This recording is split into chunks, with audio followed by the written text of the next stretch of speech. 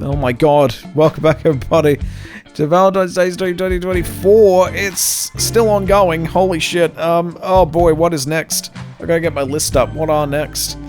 Please cripple waifus. Yes, Katawa Shoujo is up next. I don't know how much longer we have left to actually play that game, but, you know, let's see if we can actually finish it today. I don't know how much we have left. So I might as well just jump right on in. We started this last year for Valentine's, and I got pretty far, I think, but then I had to stop because I was like, this has been going on for several hours now. When is this going to end? And I believe we're pursuing Blind Chick, so let's hope we can bed Blind Chick today. I've forgotten her name. I don't remember any of their names. Oh dear. Alright, let's get the waifus going. Speaking of Katawa Shoujo, Emmy, what do you think about the devs allowing players to turn off the sex scenes? It won't matter, because whether you toggle them on or off, all the sex scenes are disabled anyway. Yeah, hang on, I've got that somewhere. I actually do have that. Let's see. Yeah. Nope. There it is. I wish I'd prepared it earlier. There we go. I'll just drag that in there. I get that reference, by the way. That was good. Oh dear, that's just gorgeous. All the sex scenes are disabled anyway.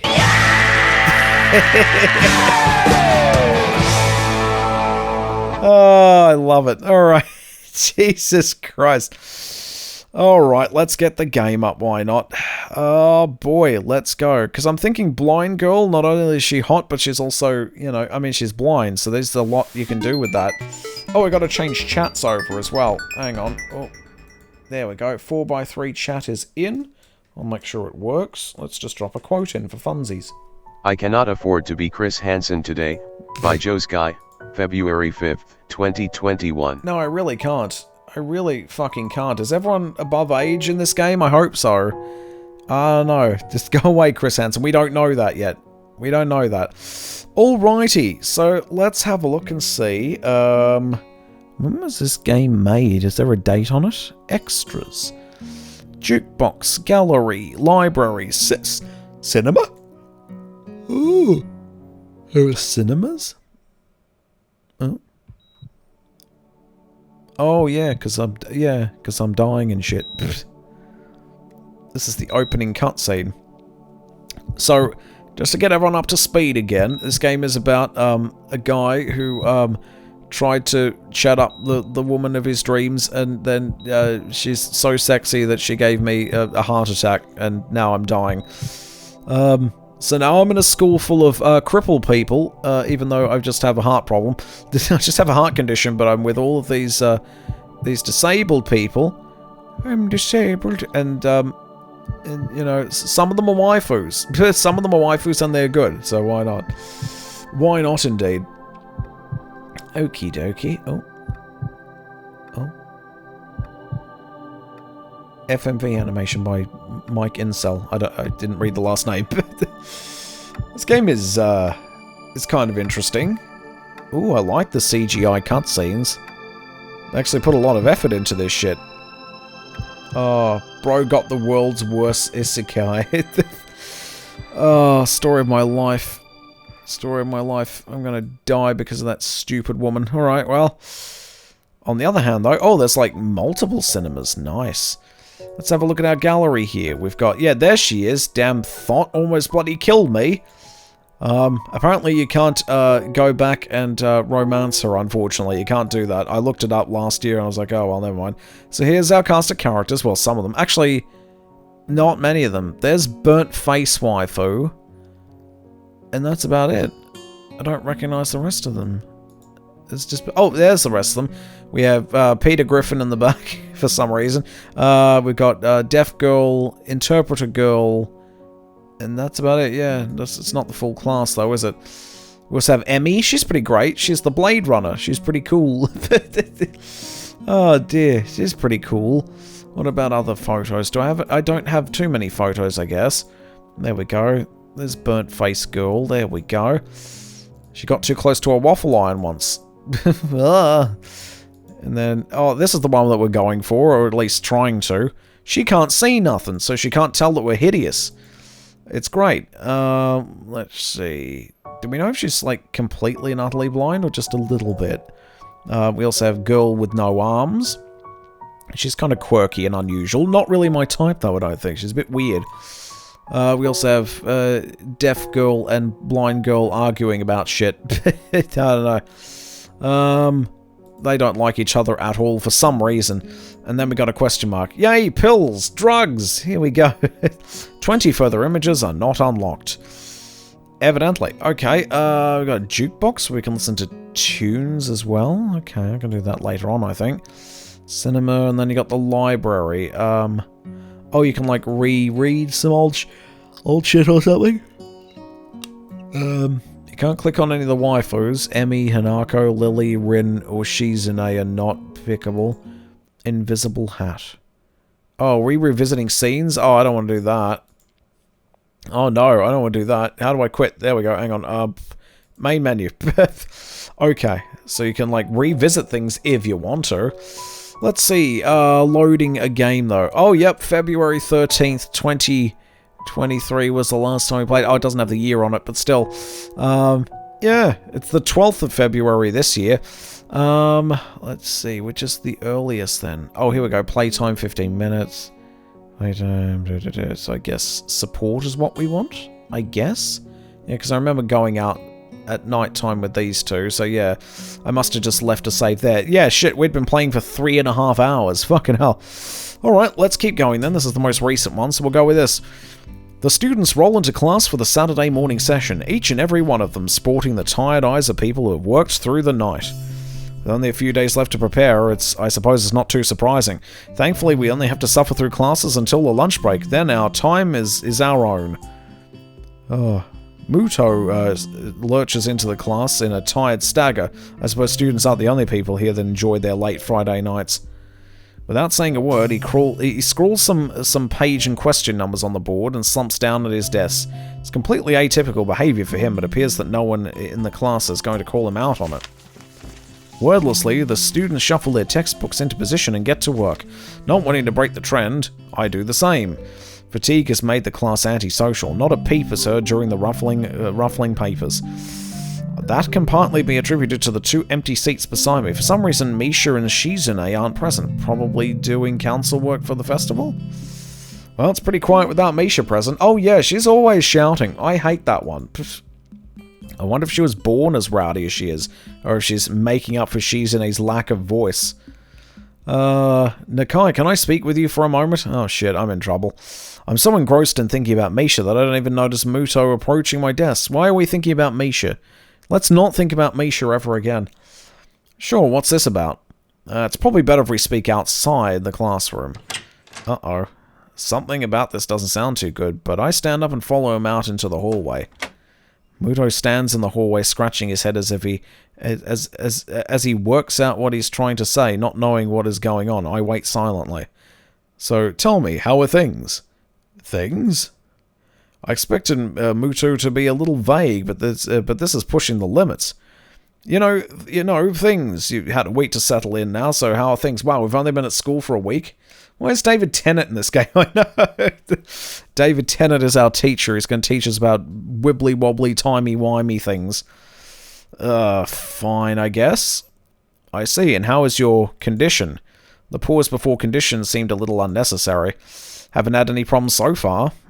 A brief shimmer of relief passes across Muto's face. Good, that's good. The school nurse was a little concerned that you might have been pushing yourself a bit too hard. He asked me to keep an eye on you when he couldn't. David Tennant, that's Stu from Rugrats. Oh yeah, he's also kind of Stu from Rugrats. Oh dear. Oh, although his hair's not purple.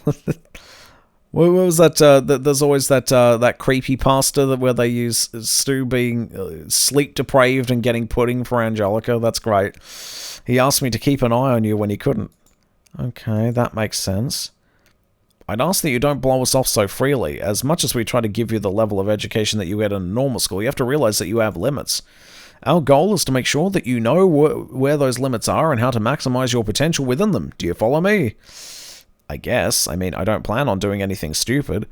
Well, that's a start, I guess. So then, on to my next question. How are you finding your studies? I understand you're laid up for a while. No, he doesn't mean it like that, unfortunately. We're not too far ahead, are we? I don't really think so. I tried to keep up when I was in the hospital, so it hasn't been too hard. Muto taps his chin and raises an eyebrow as he absorbs this information. Is that so? I suppose there are still students out there who realize the importance of learning. I wouldn't go that far. I was only trying to keep myself occupied in my little life support prison. Well, yeah, you gotta keep up with these things, right? That's exactly it. One wrong move in this world and you're left behind, right? Make one mistake and you'll be homeless. You'll be dead. Right. Wouldn't want that to happen. No, you wouldn't. Every week there's a new scientific discovery. Most of them mean nothing to the layperson, but any one of them could be the key to the next big thing, with capitalized letters. I'll keep that in mind. It's obvious that Muto's serious talk is over and he's gone back to his standard slightly scatterbrained approach to life. I think in hindsight that I prefer him this way, slightly more predictable in his unpredictability. Well then, I think that's all I really had to say. Let's get back inside, shall we? My relief at that suggestion is insurmountable. Sure, you're the boss, right? Muto pauses for a moment. I don't think any of my students ever said that to me before. For an instant I consider replying to this, but something deep within me tells me to shut my mouth and get back to the classroom. He is going to shoot me. A few of the students jump at the sound of the door, rapidly trying to pretend that they are working on the questions on the board. Some don't even bother, their heads slumped on the desk as they nap. Thankfully, it would appear that Muto does not even notice them. He returns to his desk and retrieves a scientific journal from one of the drawers. I guess I got to him there. The class returns to the near silence that Muto had left it in before our chat. Mixed feelings of tiredness and anticipation buzz around the room. Everyone here is either waiting for a chance to rest, or the chance to get their last-minute preparations underway. The clock on the wall slowly ticks the remaining class time away until the bells cry out, ending the torment. Before you all leave, I expect the answers for those problems by Monday. Oh god, can we just cheat and use the internet?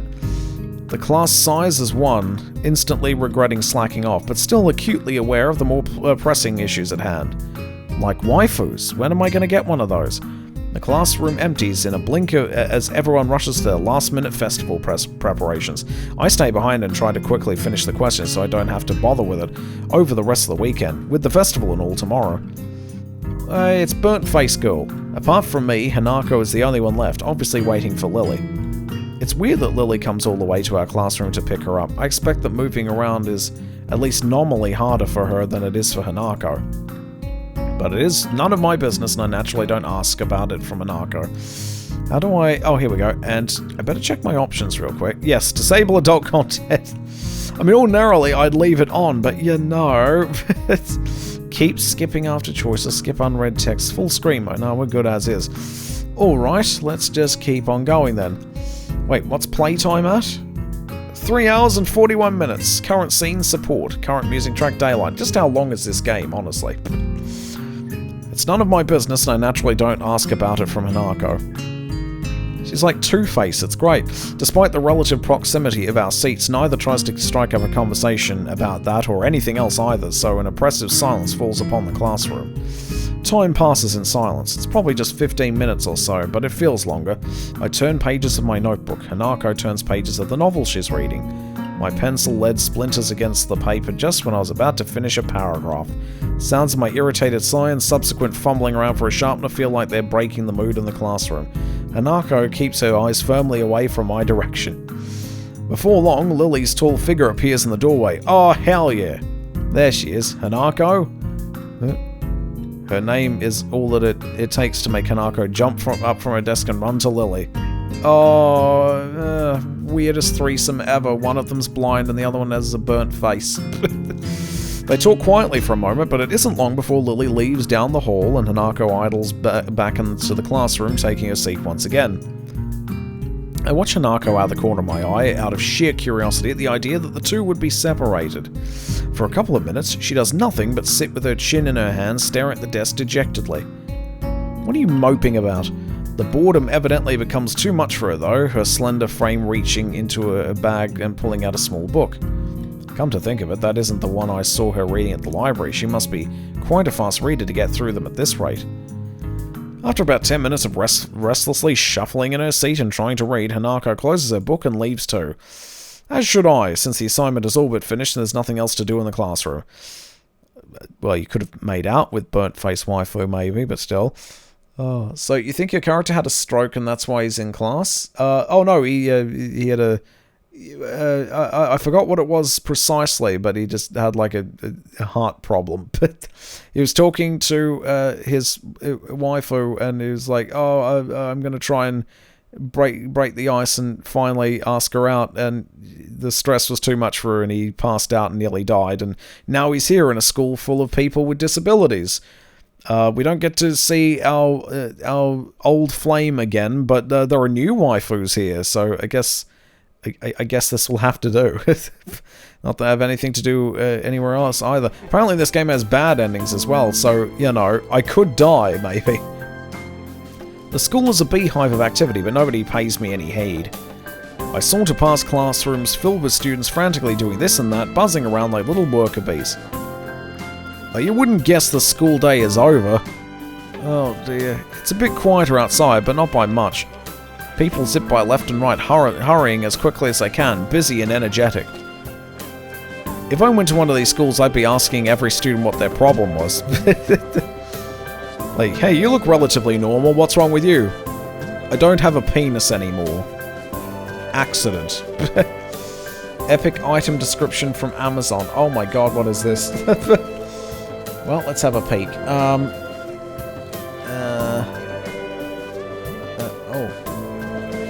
Oh, it's... yeah, okay, there we go. Here we go. What's this then? It's a... well, let's all look at it together. Here we go. Let's see what the fuck this is. It's a... Thomas 11... blank. Should I be the ladies by a gym server's bitten? Item name and mini washing machine with spin washing machine. Camping washing machine top loader case with spin dryer up to 3 kilograms of today's wrong item name. Cowder Welsh from German and English and so natural retail. Not sure what that is at all, but yes, I'll take 4. It is very easily in the boot of the car or in the caravan be put anywhere, thanks to the quiet and efficient work the washing machine are proven in cottages.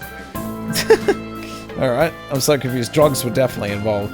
The device is only 6 kilograms weight and can be charged using clothing up to 3 kilograms. Oh, okay. The maximum power 400 watt, that is just as good to find the EG sportswear to wash.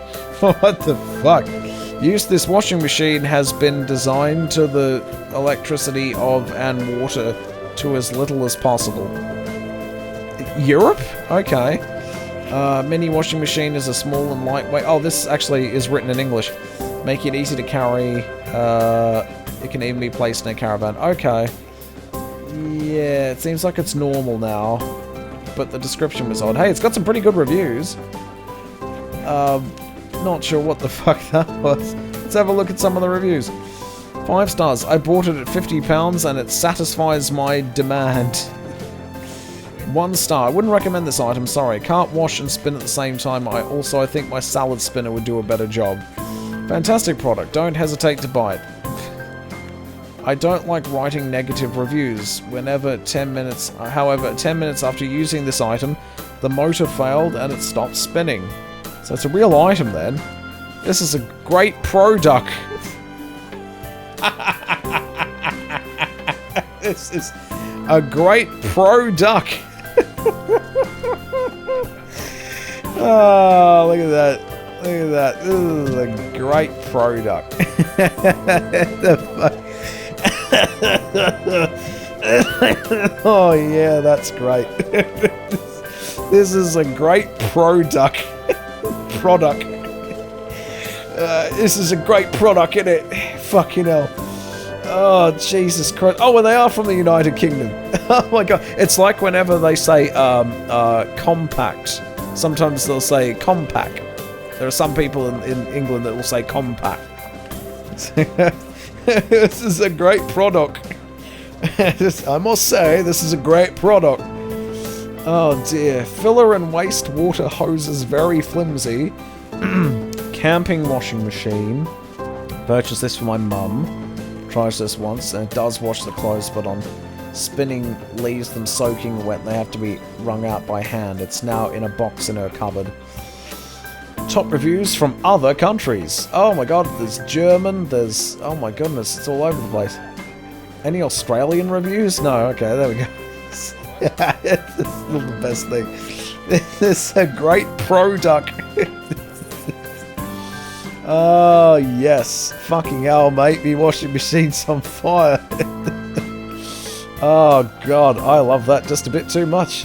Oh, God. Oh, me fucking car's been on fire, mate. Where is that? Where is that? I think I got that somewhere. Oh, God. I got so many sound bites. There we go. Call 999. Me fucking car's being on fire, mate. Oh, you gotta be the first. Oh, God. Otherwise, you are the last. Oh, Jesus Christ. No. Oh my goodness gracious me. Well, that was wonderful. Oh my goodness gracious me. That is a good job moment right there. Wonderful English all round. I can't in good conscience find any fault with that, really. Oh boy. Great product.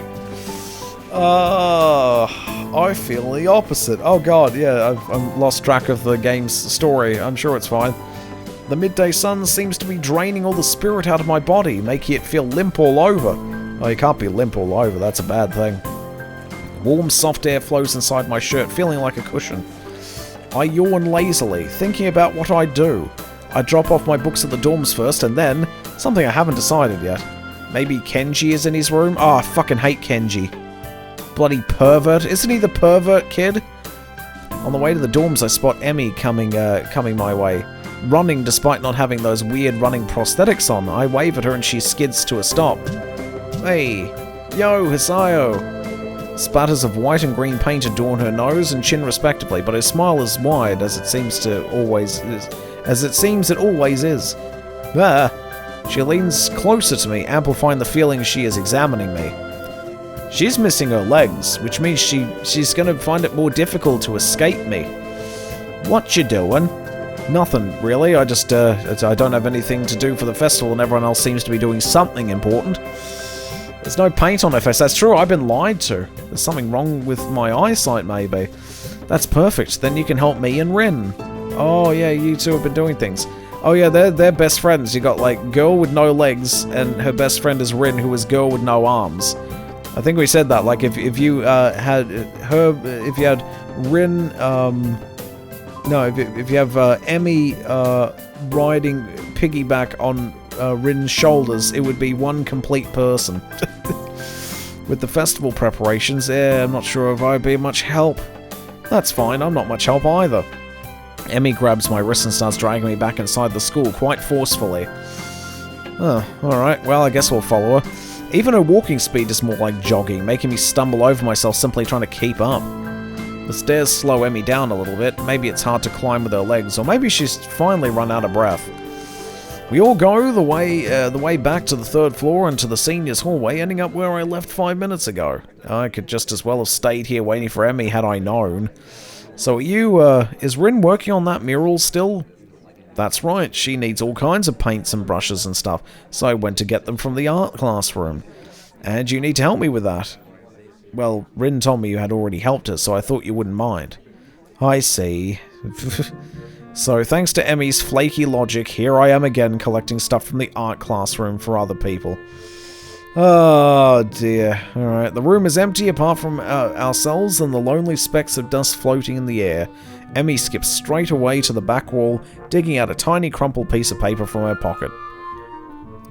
Now is the time to strike. While she tries to make sense of the scrawled handwriting, I take a closer look at the materials lying around here. Dozens of paint cans and bottles are arranged on the shelves in a most unorganized fashion. Some look like they've been left there for several decades, relics of previous art club generations. Next to the heavy stacks of neatly piled drawing paper are boxes full of different sized brushes and unsorted crayons. The smells of paint, turpentine, and fresh paper float in the stale air, mixing in my nostrils to form that unmistakable scent of art. That's one way to put it. Emmy studies her notes, comparing them to markings on the various paint cans, and passes them to me as she finds the correct matches. She stretches her neck to look on the topmost shelf, but it's not quite enough. Now is your chance. Trip her up. Make her your own. Do it. Just do it. Her eye level stays below the shelf no matter what she does. Emmy gives up and just looks up to the shelf longingly, like a child at a toy store, huffing in annoyance. After a moment of building anger, she starts jumping up and down, apparently trying to speed read the labels during the fraction of a second she can see them and catch what she can. It's no surprise that she fails miserably and almost manages to bring the entire shelf crashing down. Now I see why me lending a hand here would be useful. Come on, let me do that. You can't jump high enough and I don't want you to hurt yourself trying. Also, I'm like twice your height. Oh, you are not. She turns around, flaring scorn, flushed cheeks and all. Oh, this is getting sexy. Just kidding, just kidding. Anyway, I'll look up there, okay? She glares at me one more time, but can't come up with a retort. With a grudging humph, she turns her back to me. You are the worst. So I begin scrounging around on the top shelf for paint, while below, Emmy crouches to scavenge what she can from the cupboards. I shake my head a little after double-checking to ensure she can't see me do so. Emmy having a complex about her height was a surprise. I wouldn't have joked about it otherwise. I mean, she's technically even shorter than she appears because she has no legs. It seems easygoing, but I guess everyone has their weak spots. There we go. Only after we have almost all the items collected and spread on the desk like a treasure hunter's spoils do I realise that it wasn't necessarily the height jab that got her rolled up. She might not like to be told that she can't do something, like jump. White girls can't jump, but Emmy herself seems to have forgotten all about it already. Quick to anger, quick to forgive. Is she that type of person? Well, at least it doesn't seem to have taken anything to heart, so that's good. She's forgiving. As she chatters away happily while we pick up the rest of the items and then make our way back to Rin.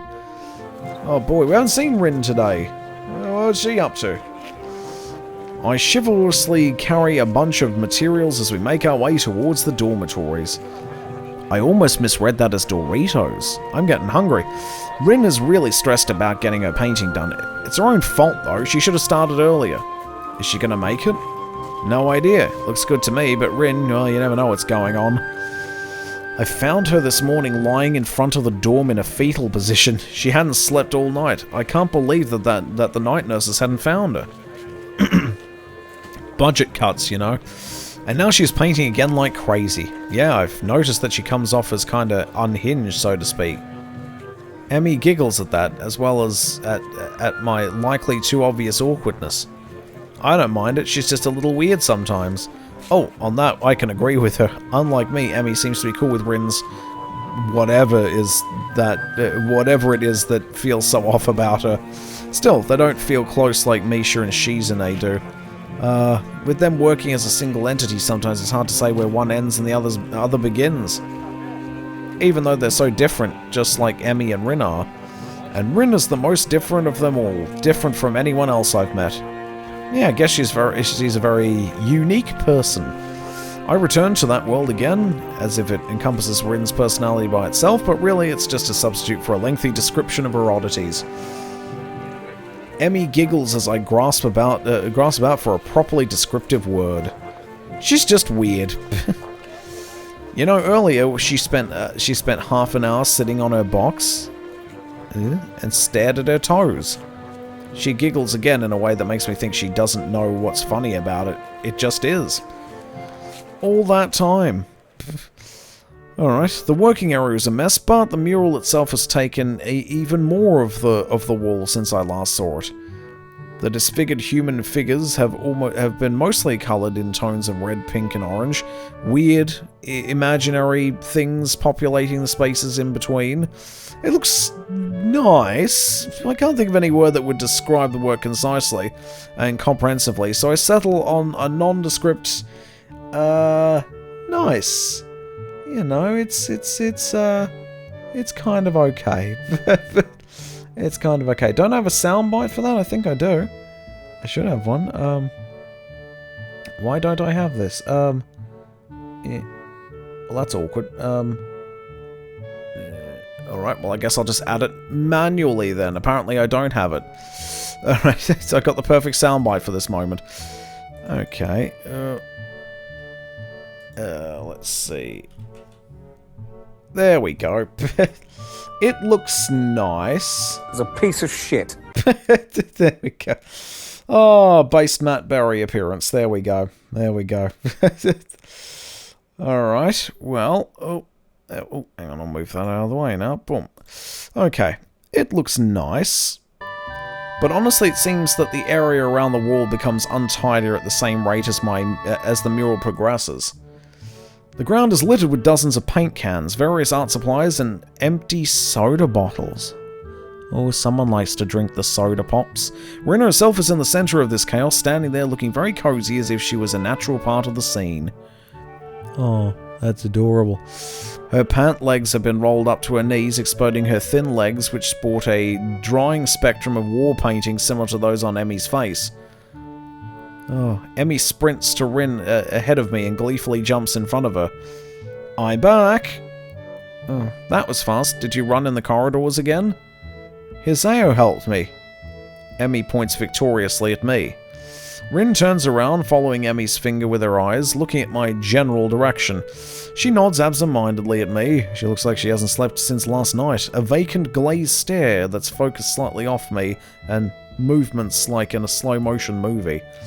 Hello, Hisao. Thank you for the help. Don't mention it. I just did. Never mind. Looks like you've made progress. Looking good as far as I can tell. But now you get more bad luck. I know, but I'm willing to take the risk. That's a very nice thing to say. For me, of course, not for you. This is why artists are always unlucky. They have to constantly look at their unfinished paintings. So artists can't find romance, their favourite TV shows are cancelled, or they die young because of an unspecified disease. It's a deep and mysterious law of the universe. Unless they are blind. She considers this for a while, looking like she's going to fall asleep. There is a boy. At the art club, you see. Blind boy, so he doesn't see. You already told me. I glance sideways at Emmy and she glances back in a way that tells she has heard this one before too. Neither of us says anything to Rin, though, so she continues her monotone soliloquy like an unfunny stand-up comedian. He should become an artist. No bad luck guaranteed. Don't you think that would be a good idea? That only blind people should become artists? No, not as such. It's a bit weird. You might have a point. Abandoning this train of thought, she turns again to consider her work and starts humming a tune that I think I recognize, but I can't remember the name of. Emmy arranges the supplies we brought and moves a few paint cans around, trying to bring some organization to the scene. Emmy, I need the Prussian blue paint. Yeah, get your Bob Rosses out. Oh shit, the Prussian blue is out, boys. Here we go. Where's the Prussian blue? Fuck. Hang on. Oh wait, it's Channel. That's right. Okay, wait, there's Billy Mays. There's an official Billy Mays emoticon, so you don't even need it anymore. Alrighty. Prussian blue time, baby. Which one's Prussian blue? She is staring helplessly at 7 or 8 cans, each with a different tone of blue. It's the one with Prussian blue paint in it. Jeez, Rin, you're not helping at all. I look around as well, even though I don't know what Prussian blue looks like either. I wonder what blue has to do with Prussia. Oh dear. Because it looks like the residue from a gas chamber. I don't even know what Prussia even is. The name sounds vaguely familiar, but I can't place it. Cool story, Bob. I love that emoticon, that's great. While none of the blues look more Prussian than the others, the small print on the label is legible enough to determine that none say anything about the contents being Prussian in nature. There is no Prussian blue here. Emmy leaves a sigh. Or heaves a sigh. I guess I have to go back and get some. I promised to help with our class project though, so I'll be back a bit later. Can you manage without it for a few hours? Rin nods, and so Emmy leaves. Off she goes. She's like Okasan. I stay because I like watching Rin paint, and because I have nothing better to do. More the latter than the former, I imagine. I sit on a box and pick up today's book from my bag. It's a story about 3 guys drinking beer for 2 weeks straight and doing little else. Oh, that's the life, isn't it? Fuck. Now that's living the dream right there. Rin moves from the spot that was in need of the blue and starts slowly working on another. Her foot works the brush steadily against the plastered wall. Layers of paint on top of layers of paint. The mural slowly gains more form. I turn the pages at a leisurely pace. In this chapter they are drinking beer at the protagonist's friend's place. In the previous ones, it was the protagonist's own apartment. It's not a page-turner kind of book, since a slice of someone's imaginary life that makes me wonder why it had to be written. Why indeed? The reason for doing something creative, it's something incomprehensible. Putting aside its rather intriguing origin story, Prussian blue was an extremely important pigment development. It was the first synthetic blue pigment to be invented since the ancient Egyptians invented Egyptian blue. That's what Google says. I guess I trust Google. Oh dear. Not with my data, of course. Oh dear, no, definitely not giving them my data, but still. Oh, that's funny, I thought Prussian blue was based on gas chamber residue, which is why it kind of looks depressing and weird. A lot of Prussian blue in Silent Hill 2, for instance. Why indeed? The reason for doing something creative, it's something incomprehensible. Like why Rin does paintings. It feels like she and Emmy are the same, going squarely against their fates, as if it's just out of spite. Rin even said something like that. Do something you can't just because you can. Is that what she meant? Is that her reason? It might be Emmy's. She comes off as quite a headstrong person. Rin doesn't give up that kind of air. Thinking about it, she doesn't give off any kind of air at all. Or maybe a different kind of air every time I talk with her. Why did she say what she said? Why does she, or anyone at all, paint or draw or sculpt or write? I've never had much of a creative impulse, so I don't think I can really understand it. Makes me feel hollow inside. What a grim thought. I can't really decide whether it's true or not either. I'm just, kind of useless. I can't, I'm just an empty husk of a human being. I'm just up here to kill myself. Am I content being this way? I can't deny I'm feeling a little bit envious of Rin, but I can't really consider it a flaw of any kind. I'm myself and she is herself. Still, I don't need to find something. I do need to find something. Something that could make me feel a little less lost about myself, instead of just drowning myself in these books as I did in the hospital. I can't help but feel disoriented. The new school lifestyle and people around me contribute heavily to this sensation. I'm trying my best to fit into existing social circles, and most of the people I've met here have been very nice. But it still feels like I'm an outsider, though. I don't belong. I shake the feeling off, realizing that I'm spacing out. I have neither turned a page of the book nor done anything for Rin. She is trying to pour some paint from a can using only her feet, not having bothered to ask me. Or maybe she did and I didn't hear it. Either way, it looks very unstable. Here we go. I quickly jump to help her as it looks like there's something about to spill the entire contents of the can over... What? Oh, she's about to spill the entire contents of the can all over the pavement. Alright, I take the can from her feet and pour some in the bowl. There we go. She doesn't say anything, and neither do I. I catch a glimpse of her eyes looking silently at me from under her unkempt bangs. It's an unreadable expression, a perfect poker face mixed with a hint of something like mild surprise. I call this work Quentin Tarantino's Picasso. Oh dear. I wonder what she is thinking. Maybe she's wondering about what I'm thinking. Maybe nothing. A penny for your thoughts? Do you have any pennies with you? No, I don't think so. Then I don't think I will tell. I'm not thinking anything either, so you're in luck. Except now I just did. She frowns, looking rather unsatisfied. It's hard not to think about anything, but it's important. I'm about to ask why it's important when some old guy walks up to us looking like he has some business with Rin. Good afternoon, how's it going? Who the fuck is this guy? I don't think we've seen him before. He looks kind of sketchy. Do you work here, sir? Good afternoon, how's it going? I can make it. Rin doesn't take her eyes off the wall and responds so natural that I can only assume they know each other. Does he have a pizza tie? What the fuck is this? I haven't seen the man before, so I naturally wonder who he might be. Maybe a teacher? His hair is faded to a silver grey, so much so that it looks artificially dyed. I hope that's not the case. Small round glasses hang on the bridge of his nose, but it appears he's constantly looking over the lenses rather than through them. Ah, glasses for style and not for actual purpose, I see. He's studying the mural identity over said glasses. Good, good. That bold composition you have there. He moves to inspect the mural closer, talking to himself about in a way that makes it obvious he wants us to hear it too. Very good indeed. I don't really know what to make of it, but Rin doesn't seem to care much. She's looking around her working space, and various bowls of different tones scattered all over. Isayo, a little more of this? Give me a second. I pour a 50-50 mix of 2 paints into the bowl to create more of the same pile of pink tone Rin was using to fill up the shape of a man's face. Rin watches me doing so, which makes me feel nervous somehow. Her face is so unassuming that it feels like she's waiting for me to do something wrong.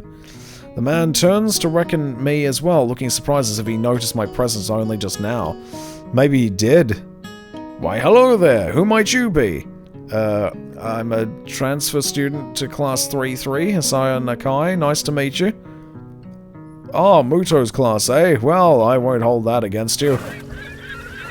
He laughs very loudly. Obnoxiously loudly. A few small birds take flight from a nearby tree.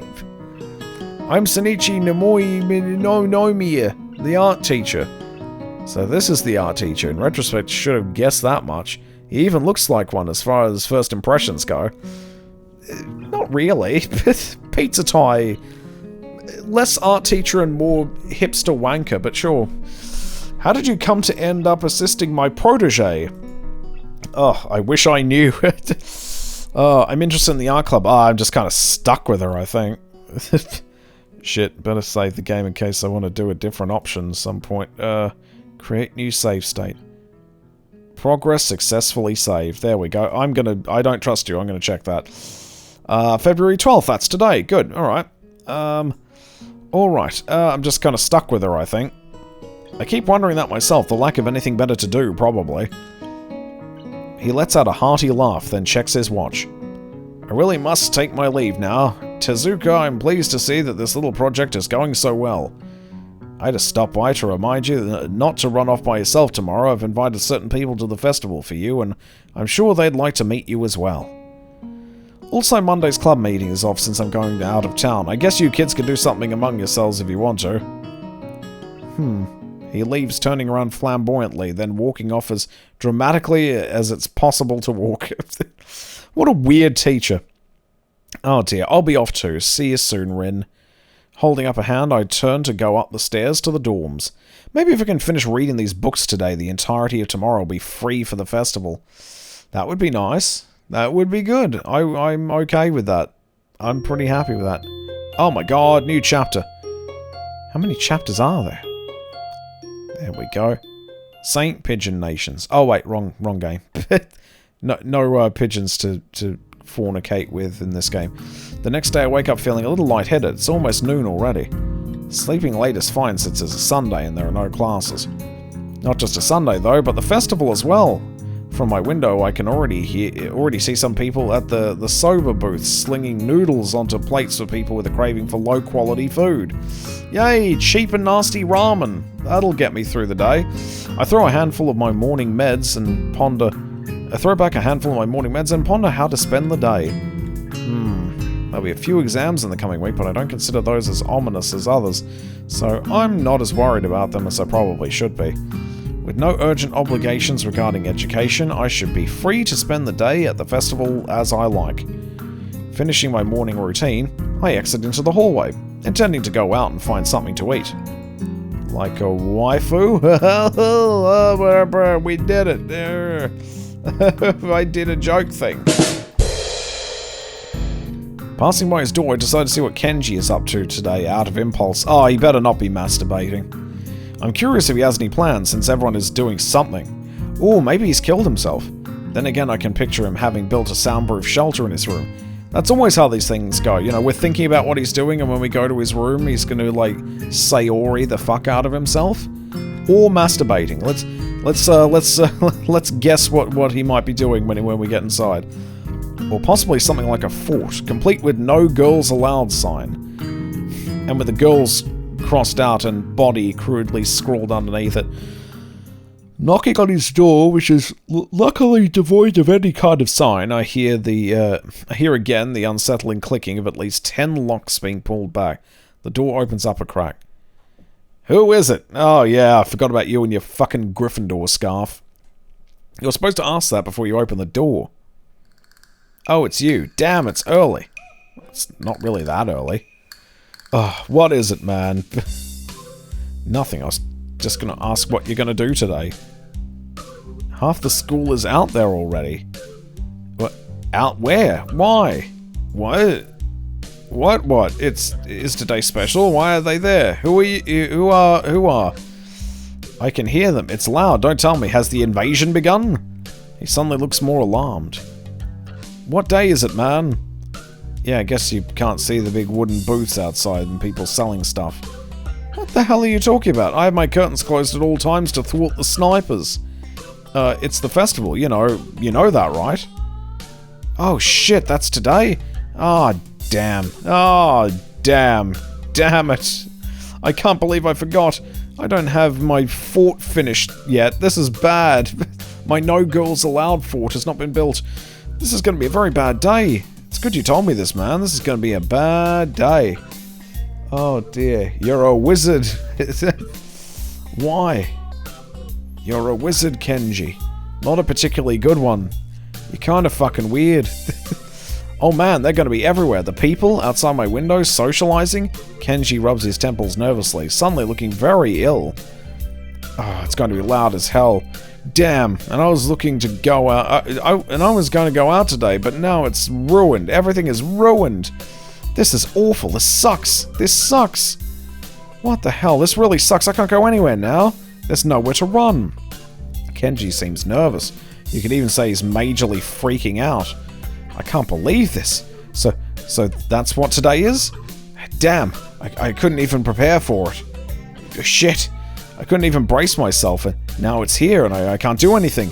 You should have told me this earlier, dude. I mean, at least I know, but I could have known earlier. Imagine what I could have accomplished. Sorry, I thought you knew. So I guess you're not going to do anything today? The weather is even good. Yesterday it was really windy, so I thought today would be cold. It's not, though. There's no reason to just stay inside. Yeah, you should check the festival out. Kenji groans and covers his face with his hands. Oh, no, I can't do that. They'll eat me alive out there. I know it. Oh, that has to be a joke. But he said it was such a straight face. Relatively straight. I mean, for Kenji, relatively straight. What are you gonna do? We should hang out in here. You can help me build my fort. We might still make it if we work together. What am I going to do? I don't have any plans. In hindsight, that's really stupid. Maybe I should have asked a girl out. Then again, all things considered, I don't think I could have done anything like that. It's only my first week. A week that I have wasted being awkward around almost everyone, stumbling all over myself and trying to get the hang of this place. Oh, I suck. Thinking about it, what would I have accomplished? Who would I even have asked? Damn, it seems that Kenji is my only realistic option for a date today. That is the most depressing thing that has ever happened to me since I had a heart attack because a girl confessed her love to me. Very specific, but also true. It can't be helped. I don't know, really. I don't have anything, I guess, but a fort seems a bit excessive. You sure you don't want to go outside? It's not like the visitors won't come to the dorms today. He looks thunderstruck by this revelation. Damn, you may have a point. This place is not safe. This place is not safe today. We must find somewhere to hide in. He falls silent for a moment, thinking. The roof. What about it? We're going to hide out on the roof for today. It's a perfect place. No one ever goes up there. Meet me there in 1 hour. I have to prepare. He slams the door shut and locks the click closed. Damn, what the hell is wrong with Kenji? And to think I'm now going along with his craziness, it really makes me depressed. I feel like a failure. Jesus Christ. Once I step outside, the din of the crowd greets me. The whole school is bustling with activity. There are stalls everywhere, and the crowd swarming between them is considerable. I didn't expect the festival would attract so many visitors. I have to admit that the people in charge of decorating the place put a lot of effort into it, and it really shows. Oh dear, so many Nazi flags everywhere. Don't know why they allowed them to do that, but then again, some of the kids are weird here. Some people seem to be enjoying themselves, and the atmosphere is colourful, bright, and happy. That is, if I weren't suddenly in such a foul mood. At the moment, it's more annoying than anything else. Why am I grumpy, though? Well, it can't be helped. I decided to stick with my original plan and eat, and then I guess I'll have to see what Kenji is up to on the roof. Oh, show him up for a waifu, though. I do a slow circle around the grounds to kill some time, looking at the stalls. I'm not feeling like playing any of the games anymore. The garish colours grind my eyes, and I feel more and more ill by the minute. I can't even decide what I want to eat. The large selection combined with the masses of energetic festival visitors isn't helping. Oh no, I'm overwhelmed by choice. I just head towards the nearest stall that seems to offer something halfway edible to get in line. It turns out to be noodles. It also turns out to be not very good. Well, at least it's nourishment. It's not like I demand anything else at this point. As I stir my disagreeable noodles, I idly wonder what the others are doing right now. Shisune and Misha are definitely somewhere organizing things. I better steer clear of them. I guess they wouldn't forgive me so easily for leaving them alone with this thing. I expect Emmy will be buzzing all over the place, being depressingly cheerful. She's so happy all the time, it just makes me want to kill myself. There's no chance to find her, but no chance to avoid her either, so it doesn't really matter anyway. Lily would probably be helping her class with that festival event, and entirely too busy for another's company. Hanako wouldn't want to talk to anyone anyway, either keeping to herself or helping Lily. Rin would be tending to a mural, and it's probably being unhelpful to any hypothetical interested parties. It's probably being unhelpful. Going there for some peace and quiet seems like the nicest option of the above. But then again, I can't see having art forced on me raising my mood either, so I'll pass. While I was lost in thought, my food seems to have disappeared, and so has my hunger. I guess I just blocked out the experience of eating, which should be a good thing. Satisfied but unsatisfied, I turned to walk towards the main school building. An hour has already passed. Oh no. I'm wasting my life away just eating substandard noodles. Fucking pot noodles, they're the worst. Oh, it's obvious that'll get eaten last then, won't it? Can't stand pot noodles. The crowd is even thicker in here than it was outside. The hallway's almost unbearable, and I don't dare to think what it's like inside the classrooms. I hope no one has the disability of being a bit rapey. Ugh. Otherwise I'm going to be in trouble. I head up the stairs to my destination. The roof. Thankfully the door at the top isn't locked, but now there's a handwritten sign on it. Off limits. Huh. Don't mind if I don't. The festival noise is surprisingly muted up here, and the rooftop looks deserted as expected. Near a place where the cyclone fence has collapsed, there is a pile of blankets that seems oddly out of place. Wait, did that pile just move a little? That would be strange, as there's no wind at all. I carefully stick my hand out and give it an experimental prod. Ah! Oh my god! Ah! Ah! Startled, I jump back.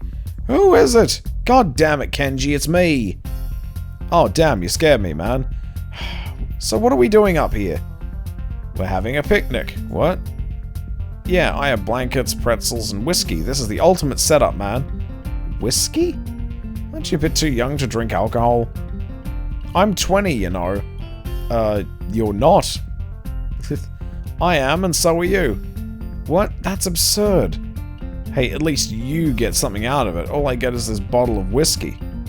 He's rambling incoherently, but I just decide to play along. When life gives you whiskey, you drink it. So why do you have a bottle of whiskey? My mum couldn't come visit for the festival, so she sent me some expensive single malt instead. A likely story. Want some? It's not like I have anything to lose. This day can't possibly get any worse. Why not? Oh no, I'm going to be so sloshed. I don't know why schools allow students on the roof of the school. It's just inviting them to consider taking the plunge.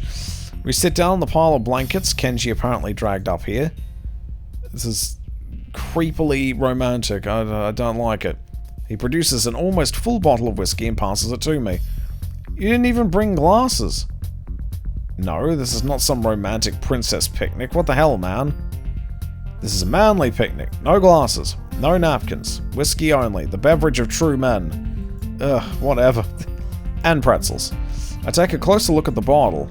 12-year-old single malt whiskey, he said. Shrugging my shoulders, I take a swig. It burns my throat like acid, but the taste isn't unpleasant. I feel it going straight into my head, and the aftertaste lingers in the back of my mouth, craving for another swig. We should outline our counteroffensive and trash talk women here, where they can't hear us. Yeah, let's talk about how much they suck. Anyway, damn, I've got to bring my graphs. I decided to play a drinking game with myself. Every time Kenji mentions female conspiracy, I'll take a swig. Oh, Kenji, what are you doing? 4 or 5 hours, or possibly several days later. And, you know. Bitches leave. I lost track. Oh, God. You shouldn't feel bad, man. Ease the fuck up. Seriously, seriously. I am relaxed, god damn it. I'm telling it as I see it. Think about it. Where did housing and land start becoming more and more expensive? When women began entering the workforce because it created 2-income nuclear families. Yeah, I forgot about my graphs, but... And you'll just have to take my word for it. Women are connected to the decay of all society. I see, that's kind of hard to believe. Even if I say that, somehow everything Kenji says seems to make more sense now. It all fits together, but I don't know if it's because he can explain things more clearly when drunk, or because I understand everything better when drunk. No, man, think. Think! Think of the deeper implications. People could afford to start saying, oh, well, since 2 members of the family are now earning money as opposed to 1, they can surely afford something like rising costs of ownership. I see your point, but land in Japan has always been expensive. And the price of land generally goes up when the country starts undergoing industrialization.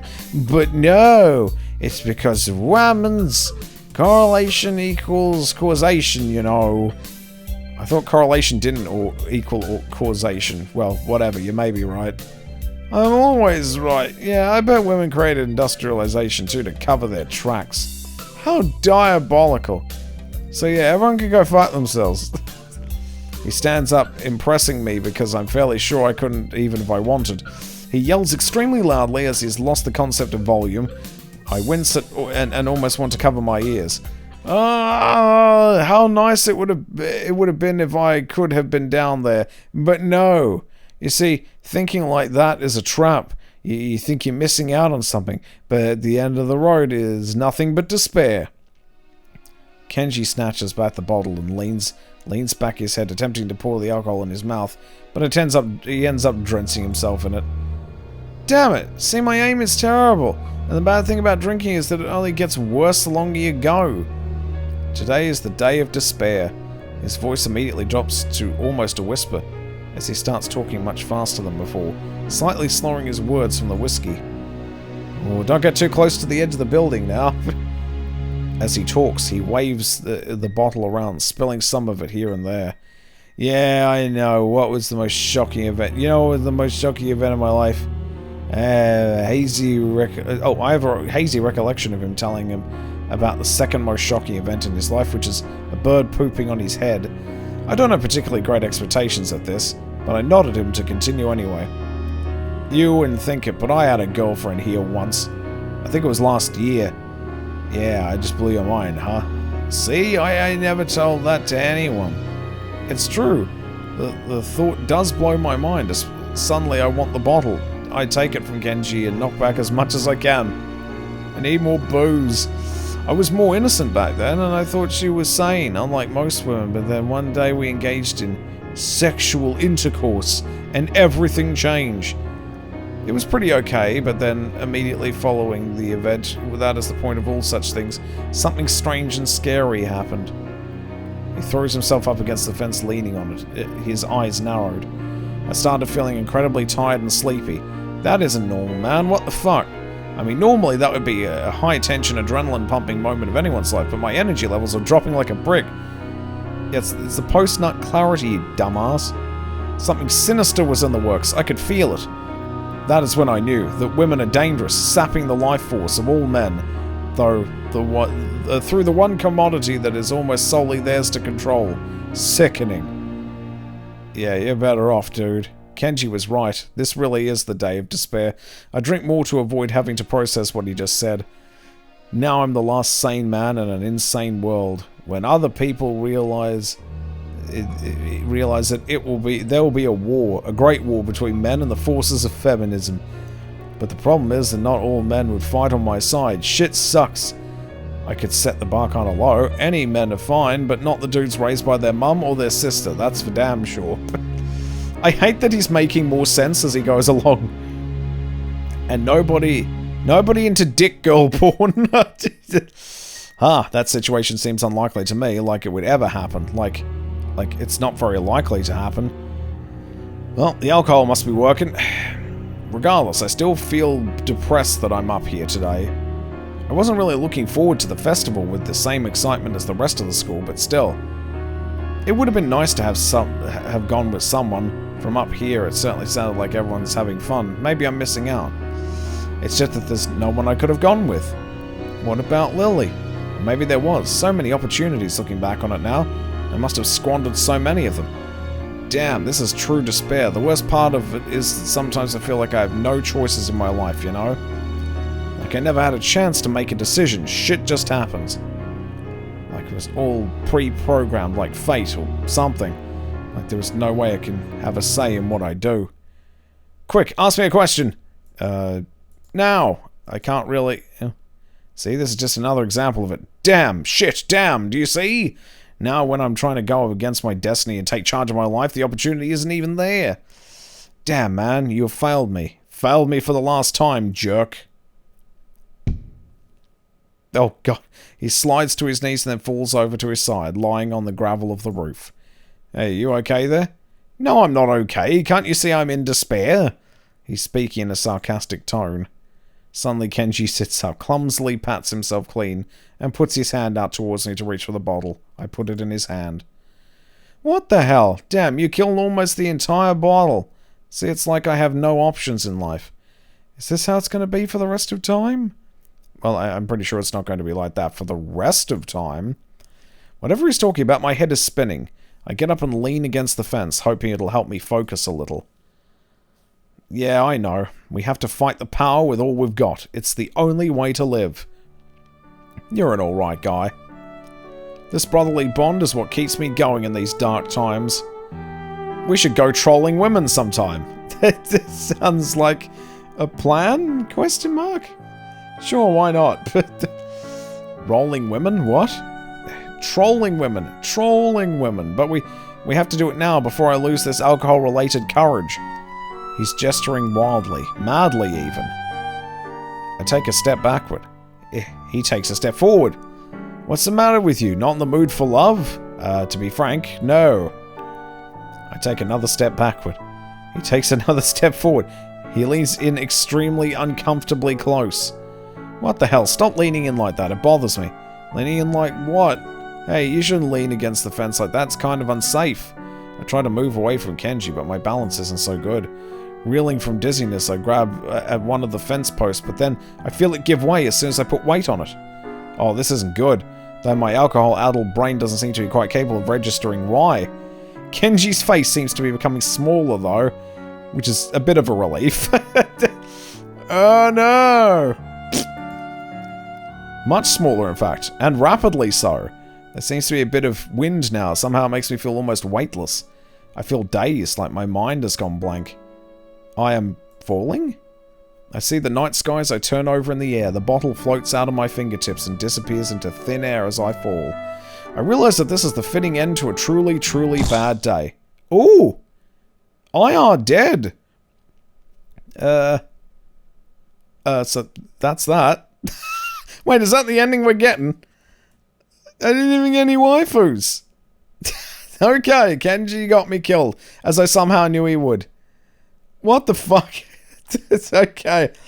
Alright, not what I was expecting, but sure. Wasn't expecting that. I didn't even really get any options. Should I just... Maybe I should have gone with Rin? I didn't have too many options, did I? I remember clicking one option I could not hang out with Rin. I don't know. I'll try to pick that other option. I did put a save down for it. I can't believe I died over that stupid git. Ah, fuck you, Kenji. I knew he'd get me killed. Special thanks to these people. Why did you make this an ending? Damn it, I didn't get a waifu. This is the worst Valentine's Day ever. 4 Leaf Studios. Oh my god. Okay. Well, I are dead. I guess there's that. That's what happens when you don't get a waifu under your belt. You die. You die horribly. I'm gonna try that other option though. Here we go. Creative pain. I'm interested in the art club. Let's try that option. I guess I'm a little interested in the art club. I blurted out, partially inadvertently. What do you mean? Nothing specific. I wonder if I could come by sometime, even if it's just to observe or something. I've been thinking I should join some club or something to do. It's in no way a premeditated move, but a vague sense of determination has really been building inside of me for this past week. Oh, I can't believe I died. I want to do something. I want to belong somewhere. Might as well be the art club. My shortcomings notwithstanding. The teacher seems pleased. Oh, you want to join? Well, we always welcome new people, of course. Club meetings are normal enough, where we study various aspects of the fine arts and try our hands at them as well. Or feet.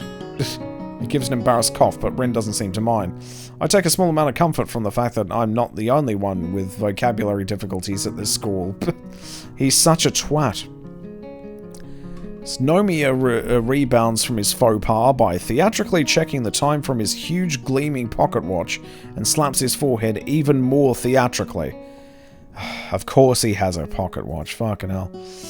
I really must take my leave now, but if you have questions, I'm here, as I'm sure Tezuka can clarify. Somehow mentioning clarify and Rin in the same sentence doesn't feel right. However, I don't say as much to the teacher, because since he seems to be in a bit of a hurry. Also, we don't want to upset Rin either, I suppose. Tezuka, I'm pleased to see that this little project is going so well. I just stopped by to remind you not to run off by yourself tomorrow.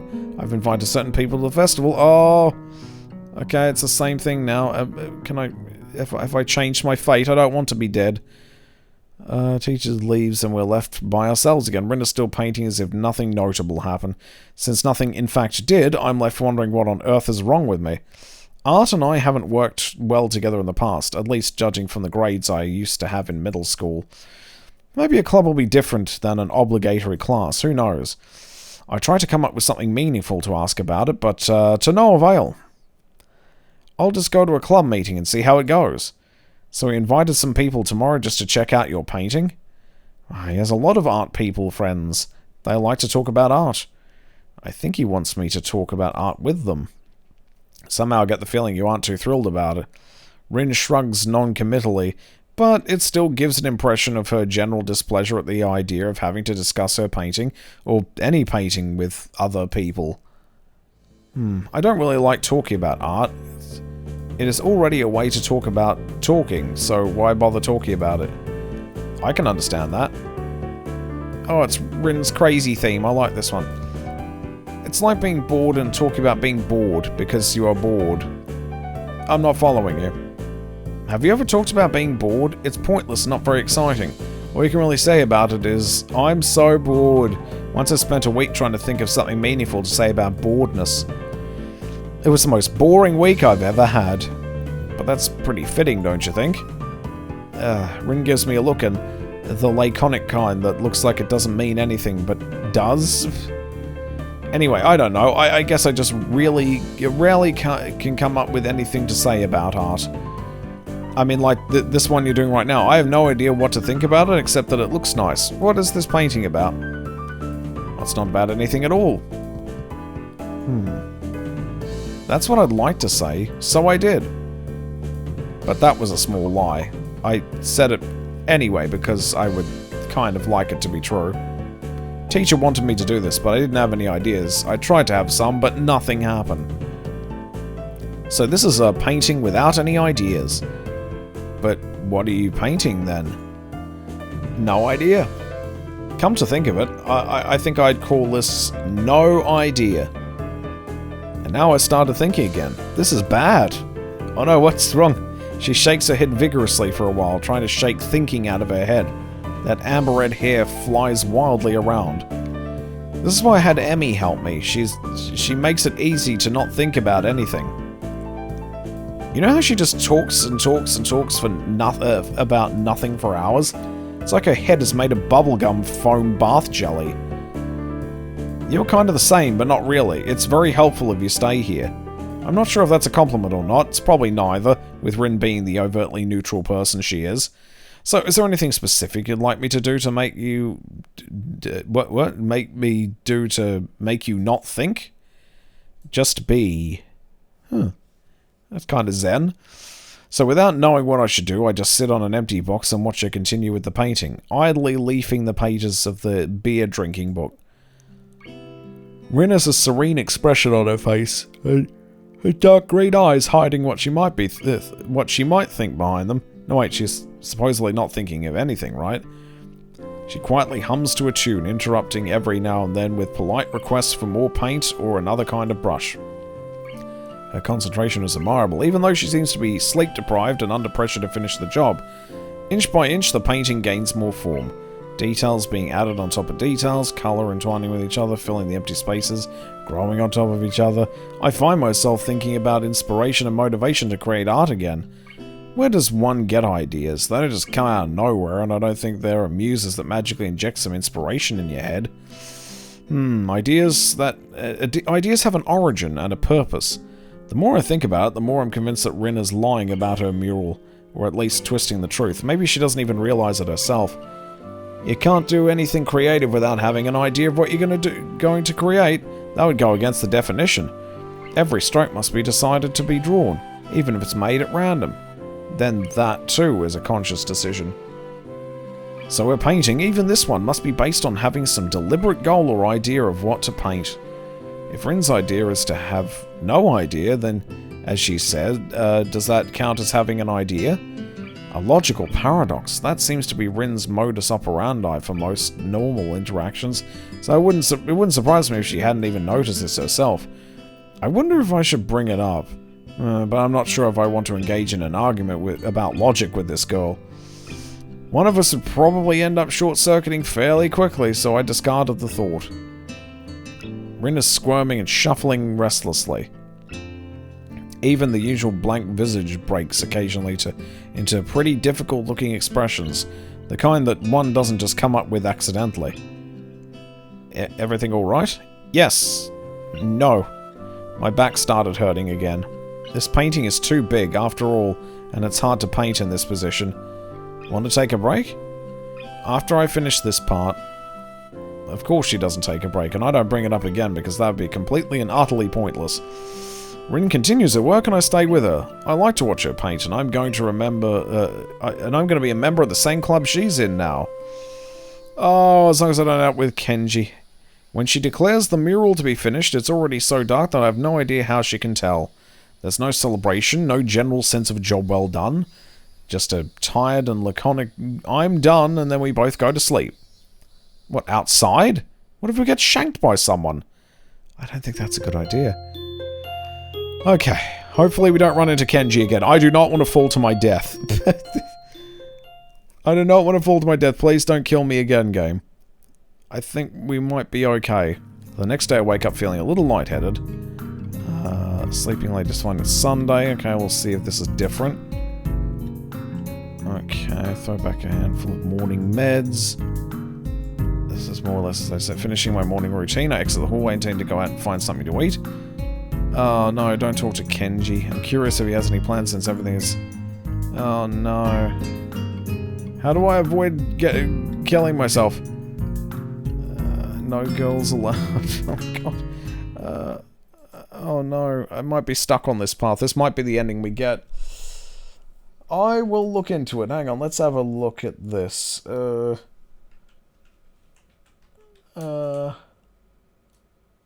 daisy. Hang on. Katawa. Oh. Here we go. Endings. I'll see if I can find something. I'll see if I can find something about endings, and I might be stuck being murdered by fucking reject Harry Potter. Okay, bad endings. Oh, there are so many of them.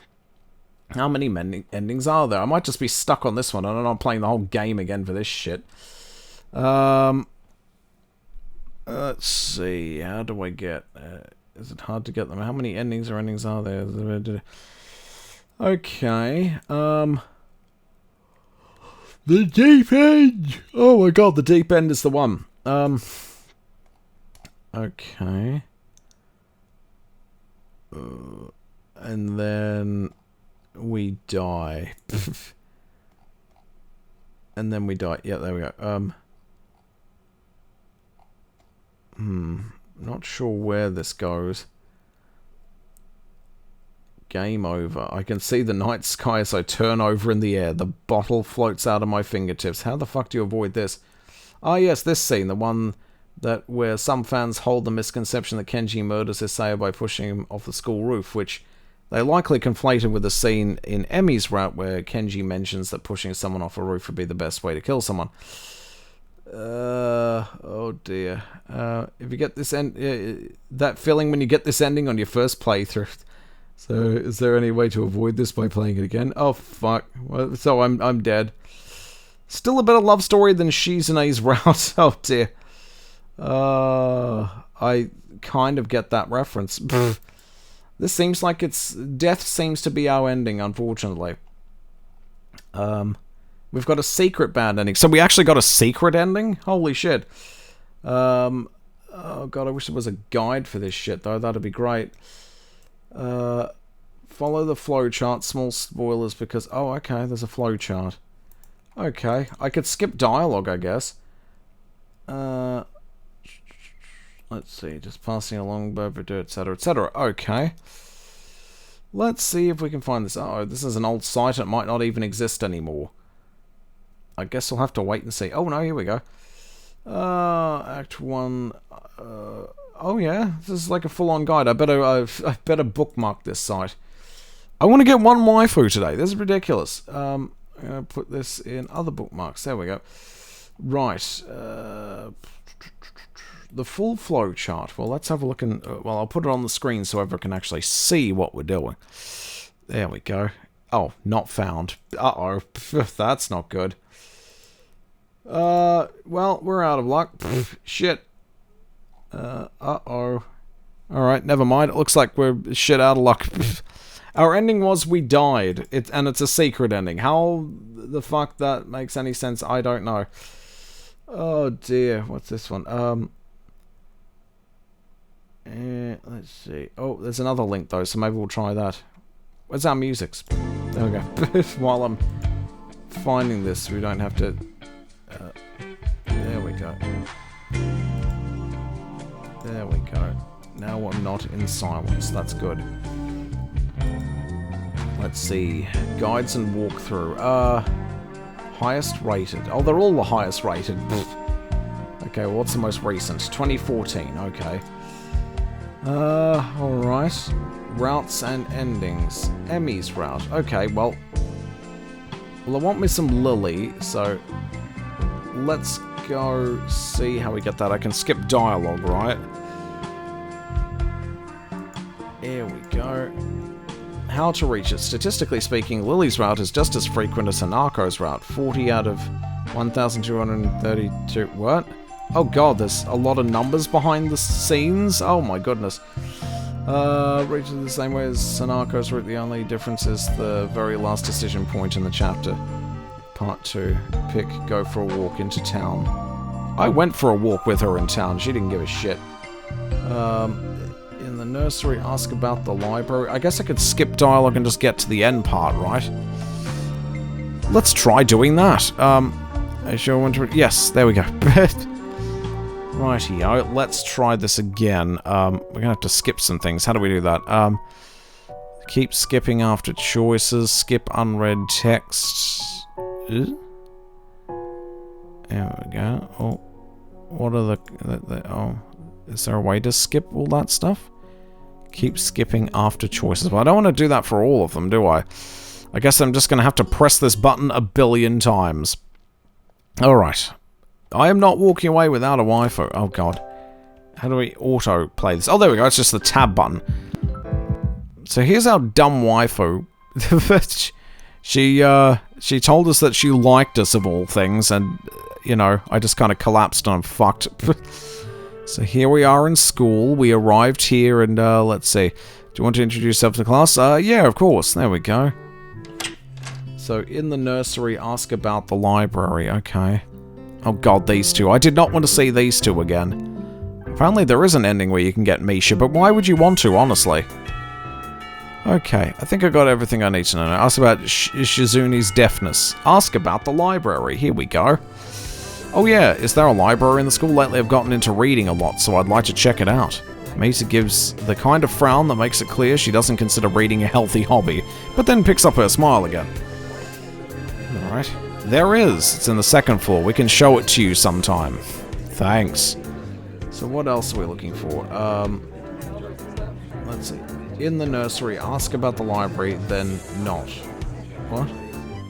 Oh, it must be the next option or something. Okay. I guess I'll skip ahead here. I already hate these two enough. There we go. Check in with the doc. How's it looking? Well, you're kind of fucked, but, you know, who knows. There he is, the son of a bitch. Oh, good god. Alright, well, I got my meds as well. Free pills. At least I hope they're free. Okay, so I've got to go to the library then. Let's see, show library. Hi, I'm new here. We're in the same class. Okie doke. So I've got to go into the library first. Wow, there is a lot of fucking dialogue in this game. No wonder it took us like 4 hours to finish it. She has a point. Attack aggressively. It's a trap. It's smarter to play defensively here. Attack aggressively. There you go. She's either really mocking me or trying to trick me. I have nothing else to lose, though, so I might as well try something different. Okay. Oh, no. She won again. I guess I should have been more defensive. I have a feeling you can't win no matter what. Oh, dear. Hey, there's Lily. Okay, let's see if we can actually make this work. Alright. Well, we have meta at least. Oh my goodness, I hope it just sends you through all the necessary stuff. Oh my god. Hi, I'm new here. Hisao and Nakai, we're in the same class. I just transferred here the other day. Maybe you don't remember? I did a self-introduction, too. The girl still doesn't say a word, but simply stares at me, wide-eyed. I'm still getting used to the place, so I'm trying to meet as many people as I can. So, what's your name? Hanako? Her speech is stuttering and so quiet that it's barely audible even in the still library. Somehow I think my delinquent impression of her was wrong. Hanako, eh? So, what are you reading? She gently tips the books backwards so I can read the title, at the same time hiding her face behind it. She must have noticed me staring before.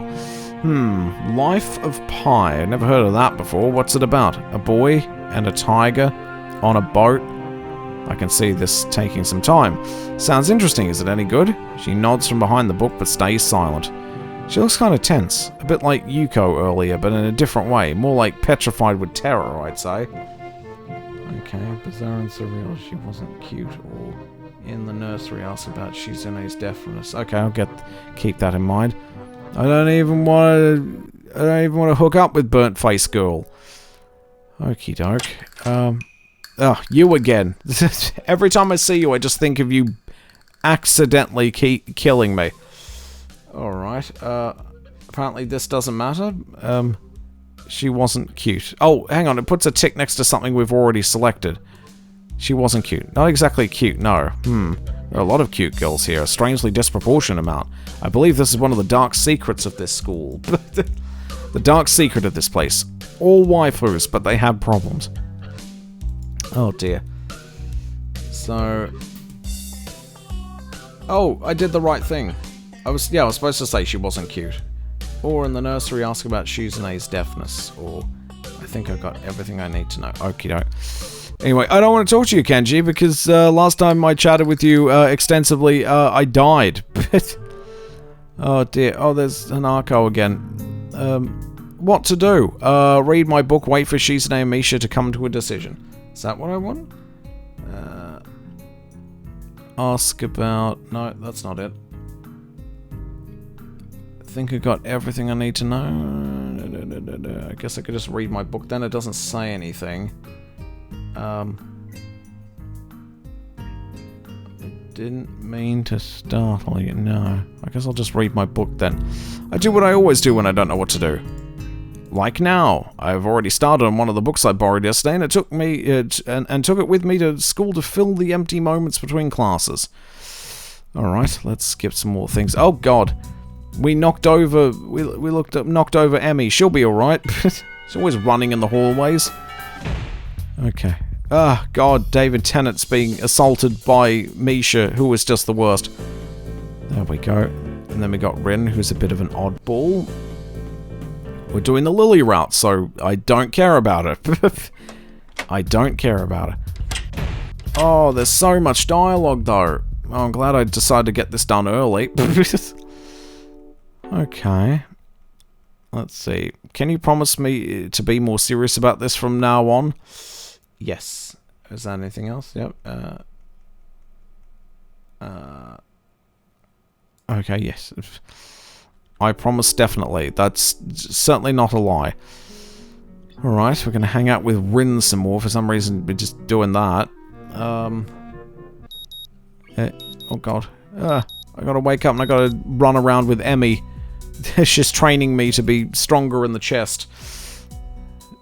I don't know if she's strong in the chest. Oh my god, why, Kenji? Why?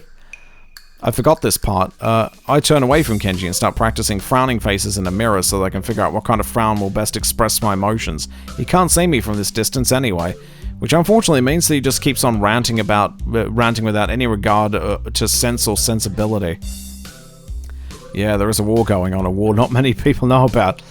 There we go, just fast forward through it, there we go. Okay. Oh, there's Lily. Alright, so...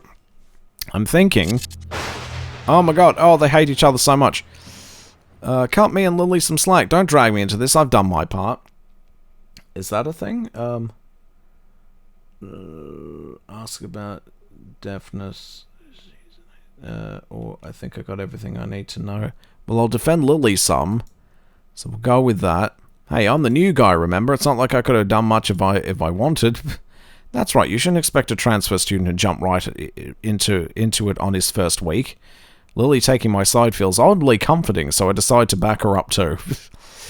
Oh, yeah, you're being unreasonable with us both, and now these two are our mortal enemies. Excuses, excuses. Miss Class Rep has had plenty of time to deal with her report. And we repeatedly offered you a position to help with the student council work, but you refused to commit yourself to make the festival a success. Oh, I hate you so much. Yeah, but as I said back then, I'm not sure if... I don't have time for this right now. No matter what I do, it will mean being drawn into a confrontation with Shizune, and that is what she wants. Whatever, forget it. I turn my back at them. Ignore them. That's how it works. Okay, let's have a look and see. Oh, I think I need to sit with Hanako. Wait, are we? No, this is still earlier in the game. We haven't caught up to where we started today.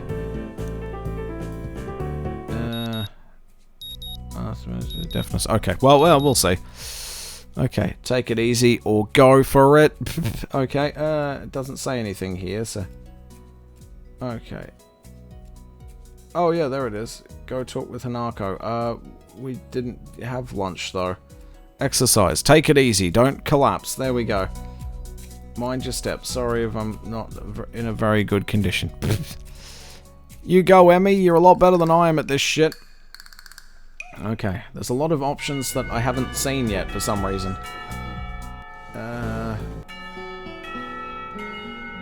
Oh, I see. Oh, well, wait, no, I still didn't talk to Hanako in the lunchroom. That's a bit strange. So there's two ways of doing it. Oh my god, Alright, exercise, take it easy. Mind your steps. Sorry, I'm not in a very good condition. Go for a walk in town. Apparently that's all I need. It looks like I didn't even have the option anyway. Sorry, I'm not in a very good condition. Lily noticed it all too quickly. It's alright, I just need to catch my breath. My condition isn't the best these days. Oh, is it something that is related to you being transferred here, I mean? She cuts herself off rather abruptly, maybe realizing she was a bit intrusive. Her instincts are sharp, though. And while I don't like the subject, it's not like I should lie about it. Oh, just lie anyway, why not? So the last thing we do is part 2, go for a walk into town. I can do that too. Oh, yeah, here's where we caught up from last time, right? There we go. Yep, here's where we got up to today. Can I still go somewhere with Lily, or am I fucked? Oh god. I swear to god, if I see Kenji again, I fucking give up. I give up. Okay. I just kind of stuck with her, I think. Alright, let's see if... You've got to be kidding me. Why do I keep getting this shitty ending? Disagreeable noodles, I remember that. Oh my god. Why do I have the same fucking ending? Alright, bloody hell. Alright, let's try auto mode. Yeah, that might be nice. Skip mode. Let's see. God, okay, I will give this one more fucking try. I hate this. Alright. This is not helpful at all. Alright. Why are waifus so tough in this bloody game? Okay. In the nursery... Oh. The only difference is with the very last decision point. Go for a walk into town. Okay, that's all you have to do. But I'm sure I picked everything right. Why? Why do I have to? Of course not. That's why I asked. Right. Let's go then. Alright. This time I'm not going to introduce myself to these people. After the applause, there's a brief silence that nobody seems to want to be responsible for breaking. Certainly not Peter Griffin. Where is he? Come on. Bit more. There we go. He's thinking about donuts. He's fine. Oh, goodness me. Alright. The teacher soon realizes that he should probably say something and opens up with an unintelligible noise, shuts up as he loses his momentum, and then starts introducing me. Nobody seems to be too interested. Maybe I should have just said yes to the self-introduction thing. Probably realizing he doesn't know anything about me, he just ends up saying my name wrong again and asks me to write it on the blackboard. God damn it. Alright. I got waifu looking absent-mindedly out the window. Either that or she just really can't stand me. Oh, why is that not moving anymore? Let's go, go, go! Oh. Gotta go, gotta go, gotta go. Why is it not moving anymore? There we go. Just go. Okay. Just gotta make sure we get this right. Let's see. In the nursery, which is where we're at right now. Ask about the library. Okay, I definitely did that. What? Or ask about Shizune's deafness? Or in the nursery. Oh yeah, let's try a different route since that last one didn't work. Okay. So... Ask about Shizune's deafness. I'll do that. There we go. I'll just... There we go. I've highlighted that so now I actually know what I'm doing. Let's see. In the shared library. I'm sorry, I didn't mean to startle you. Okay, I'm sure we can do that. The truth is, I did mean to startle you. Oh. Okay. At least when you fast forward through the text, it doesn't go too long. Okay. What the hell was that face? Okay. At least maybe I can win the game this time. If we even end up playing the game at all. I just have to play defensively, right? That's how that works? Okay. Oh my god, the battle is on. It's a trap. Play defensively here. Oh, looks like I already selected that anyway, but... okay. Here we go. A few turns later, I lose the game anyway. Oh god, I always lose anyway. It doesn't matter. You lost when you allowed me to take North America. I mean C-Chan, not me. Why is it not fast forwarding anymore? I kind of need it to do that. Oh my god, please go. Alright. It's broken again. Maybe if I save and load it up again. Hang on, create new save. There we go. Come hell or high water, I'm getting that waifu. Hang on, main menu. Load. There we go. Still broken. Fuck, I'll just launch it again then. Yes, go away. Alright, I'll try launching it again. It seems to be getting a bit fucky with the speed now. There we go. The speed is not a lot, mate. Okay, I will skip that. Okay, let's try this again. Skipping ain't working anymore. Maybe I just click through this a bit. Yeah, fuck it. I hate my life. They won't let me skip anymore. Why not? Hang on, maybe it's auto mode. And then skip mode. Oh my god, only auto mode works now. I hate everything. I'll just leave that there. No, fuck, it doesn't seem to work anymore. Fine. I guess I'll just click a lot. Okay, it's turned into a clicker game now. Let's see. At the shared library. Oh yeah, we do all that stuff. Yeah, I can skip again, now that I'm away from those awful, awful girls. Okay. Oh god, it's warm today. What is... yeah, I know, it's supposed to be hot today, isn't it? Speaking of hot, bloody hell. What is temperature today? Probably something ridiculous. Here's the weather. 35 degrees... oh. Sunny winds north to northwesterly, 25 to 35, trending southeasterly. Oh no. Becoming light in the late evening. Oh god. And then it's going to be 36 tomorrow, and then 19 on Wednesday. So, what the fuck? The weather is being really weird here. Alright, here we go, in the shared library. I'm sorry, I didn't mean to startle you. Oh. Oh, okay, so this is a different one. I didn't mean to startle you. There we go. It's okay. The girl certainly doesn't look like it's okay, but I let it slide. So, do you mind if I sit here? She seems to be very uncertain whether it's okay or not for me to sit, but finally she nods just a little. Well, after we've done that... in the bizarre and surreal... okay, we say she was cute. Okay. I can't skip through this either.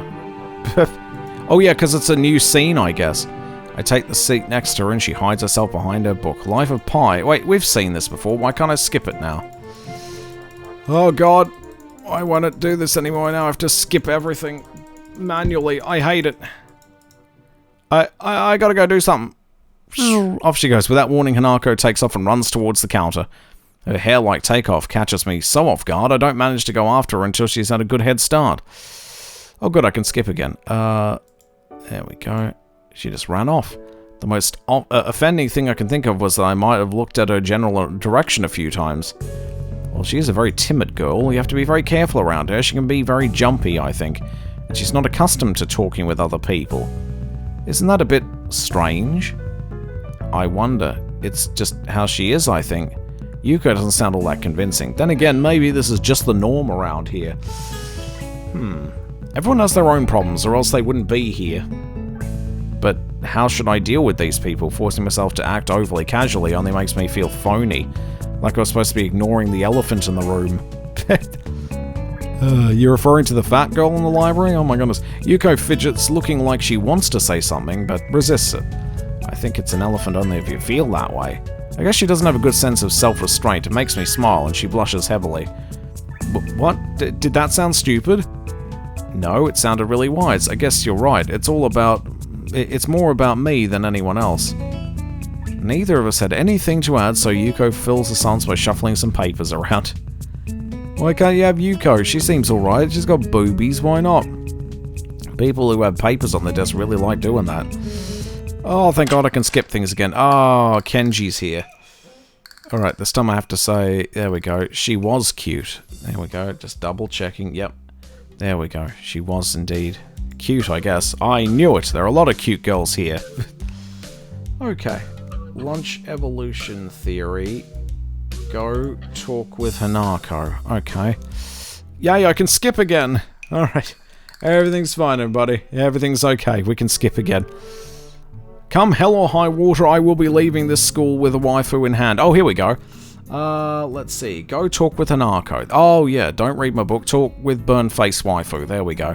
I still feel bad for making her run away yesterday, so I better say something. Oh, hey there, Hanako. It's Hayo. Oh, well, at least she remembers my name. Hey, I just wanted to apologize for yesterday. I didn't mean to startle you or anything. I'm just new here and I thought I should get to know my classmates. As Hanako looks up to me, I notice her scarring once more.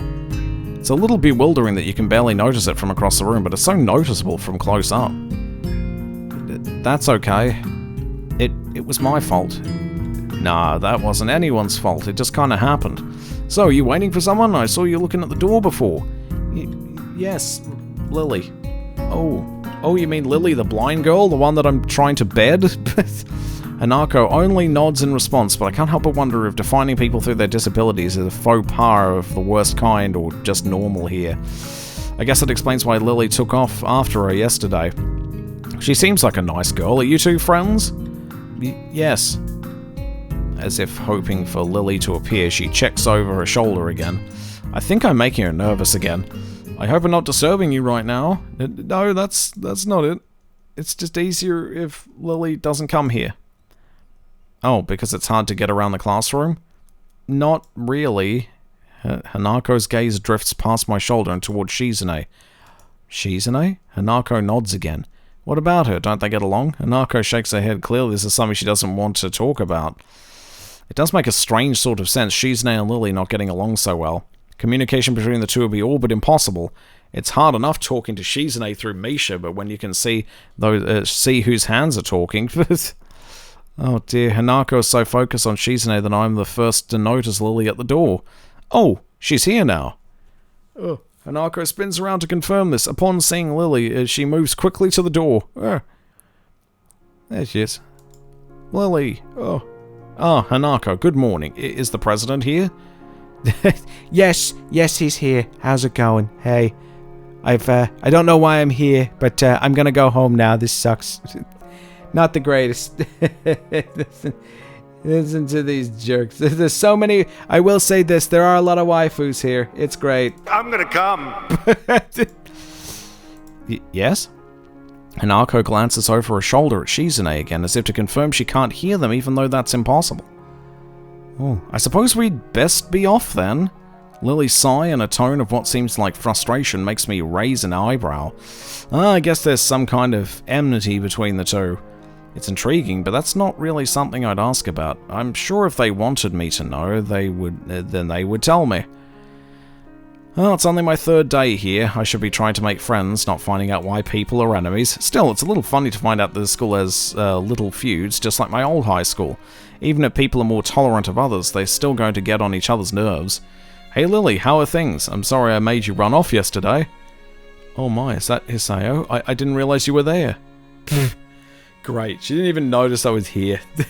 My presence remains unnoticed. I know she can't see, but fucking hell. It seems that Lily is a little embarrassed about being so frank in front of me. Sorry, Lily, I thought you realized. No, it's alright, Hanako. Hisao, please don't worry about yesterday, it was just a misunderstanding. If you say so, I'm still working this place out. Well then, I think you'll find most people here a lot more forgiving than elsewhere. If you're feeling a little confused, please don't be afraid to ask questions. Probably don't want to talk to Peter Griffin though. He can get a bit handsy. Sure, I'll remember that. Oh no, he's walked into the classroom. What do we do? He likes to hug everyone. Oh dear. Lily. Lily gives a small nod of acknowledgement. I'm so sorry, Hisao, but we must be off. Hanako really doesn't look all that comfortable here right now, and Lily still seems to be a little embarrassed. I don't blame her, honestly. Oh dear. Talk about a poggers moment. Oh yeah, hang on. Isn't there oh, hang on. Let's see if I can find it. I might not have it, but I think there's a Peter Griffin impersonator that says, talk about a poggers moment, actually. Let's see if I can find it. Might not be able to find it, but I'll have a look. Oh shit, I did find it. That was easy. Talk about a poggers moment. Bird. I don't know why that exists, but I love it. Alright. Hanako doesn't look all that comfortable right now. I have drank a whole bottle of Crown Royale. Oh boy, stay away from Kenji then. When he gets drunk, it becomes a problem. don't climb up on the roof of any buildings. We learnt the hard way that if you drink too much and go off a building, it's not a good idea. I'm drunk. Yeah, definitely stay away from buildings. That's how I died once. Oh, Lily seems a little embarrassed. I wonder if my apologies really made an impact. Mind if I accompany you two? I know I'm just pushing it, but Lily hums quietly, still smiling. Oh. Love the Katanechapreneur. I don't know what that drink is.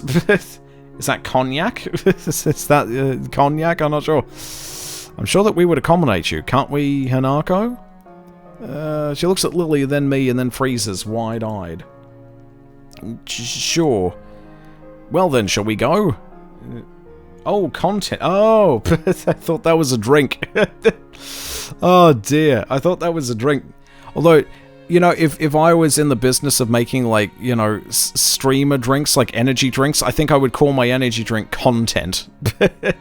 Maybe I'll use, like, a K to spell it, you know, weirdly. Hey, you want to get some gamer fuel going? Well, forget... Oh, I can't even remember. What's the name of Logan Paul's drink? Oh, I can't remember it. Because I know there's Mountain Dew Gamer Fuel. Is it Prime? I've forgotten. Prome. Oh yeah, it's Prime, yeah. I've never had a Prime before. Don't know if I ever want one, but still. If I had my own energy drink, I'd call it Content, and I'd probably spell it with a K. Oh dear. Yes, we should go with Lily, because she's attractive. I'm sure Lily wouldn't do this so easily if she saw how scared Hanako looks, but it can't be helped now. Declining after the deal is sealed will only cause confusion and problems, and they will view you as a traitor. So we leave, all three together. Yay! This is the best threesome ever. Lily walks beside the wall, letting her cane gently tap against it every now and then, and Hanako comes along right beside her, so close that she's practically half hugging her as they go. Oh, this is getting very sexy. Although, it must make her walking that much harder. Lily takes it in stride. Oh, this is turning into the best hentai ever. I am very excited. I am very excited as to what's happening right now. This is great. It's called hentai, and it's art. It certainly is. Hanako shrieks a little, and my vision briefly goes black. Oh, why? As we turn around the corner of the hallway, something hits me in the chest with the force of a steam train. Ow! Oh, I swear to God. Of course it's Emmy. Fuck you. Opening my eyes, I see a pair of saucer-like green eyes staring up at me. Fucking Emmy. Every time. Fuck you! Oh, dear. Alright, they belong to the perpetrator, a short girl who bumped into me and has now fallen down on the hallway floor. Fuck you, Emmy. Hentai is the best. Hentai is brilliant, yes. Oh, dear. Oh my god. Soggy moist food redeemed. Tell me how sexy I am for 69,000 points. Oh my god. I gotta play some things for that. Hang on. Tell me how sexy I am. I forget how I'm supposed to do that. That's a lot of points.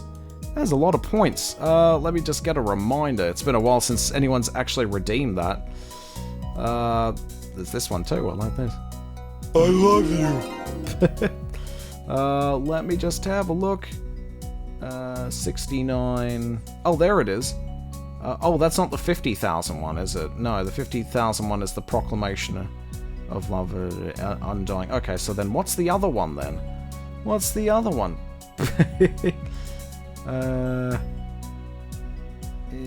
Let's see. Oh, here it is. Tell me how sexy I am.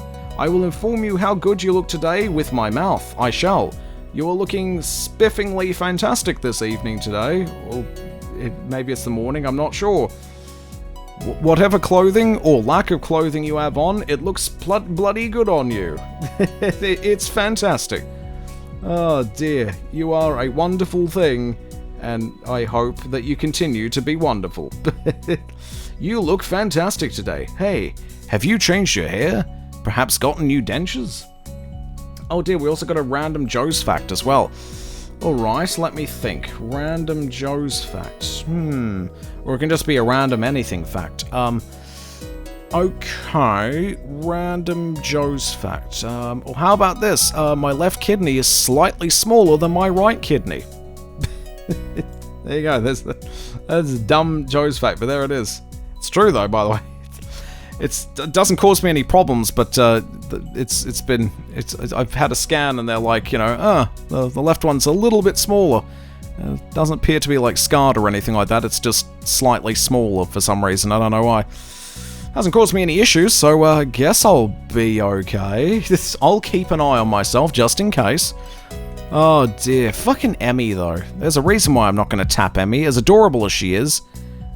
She is a klutz. And she's dangerous. That being said, she doesn't have legs, so it'd be harder for her to escape me. You can't escape my sexual advances if you have no legs. I just have to take your blades away and put them on a roof or something. And then you are mine. Oh, Isaiah, what happened? She's not quite up to speed for obvious reasons, but she sounds very worried. More than what the situation deserves, really. Someone just bumped into me. Nothing serious, just winded. Sorry, it's my fault. I was just going to get some stuff, and I was kind of in a hurry.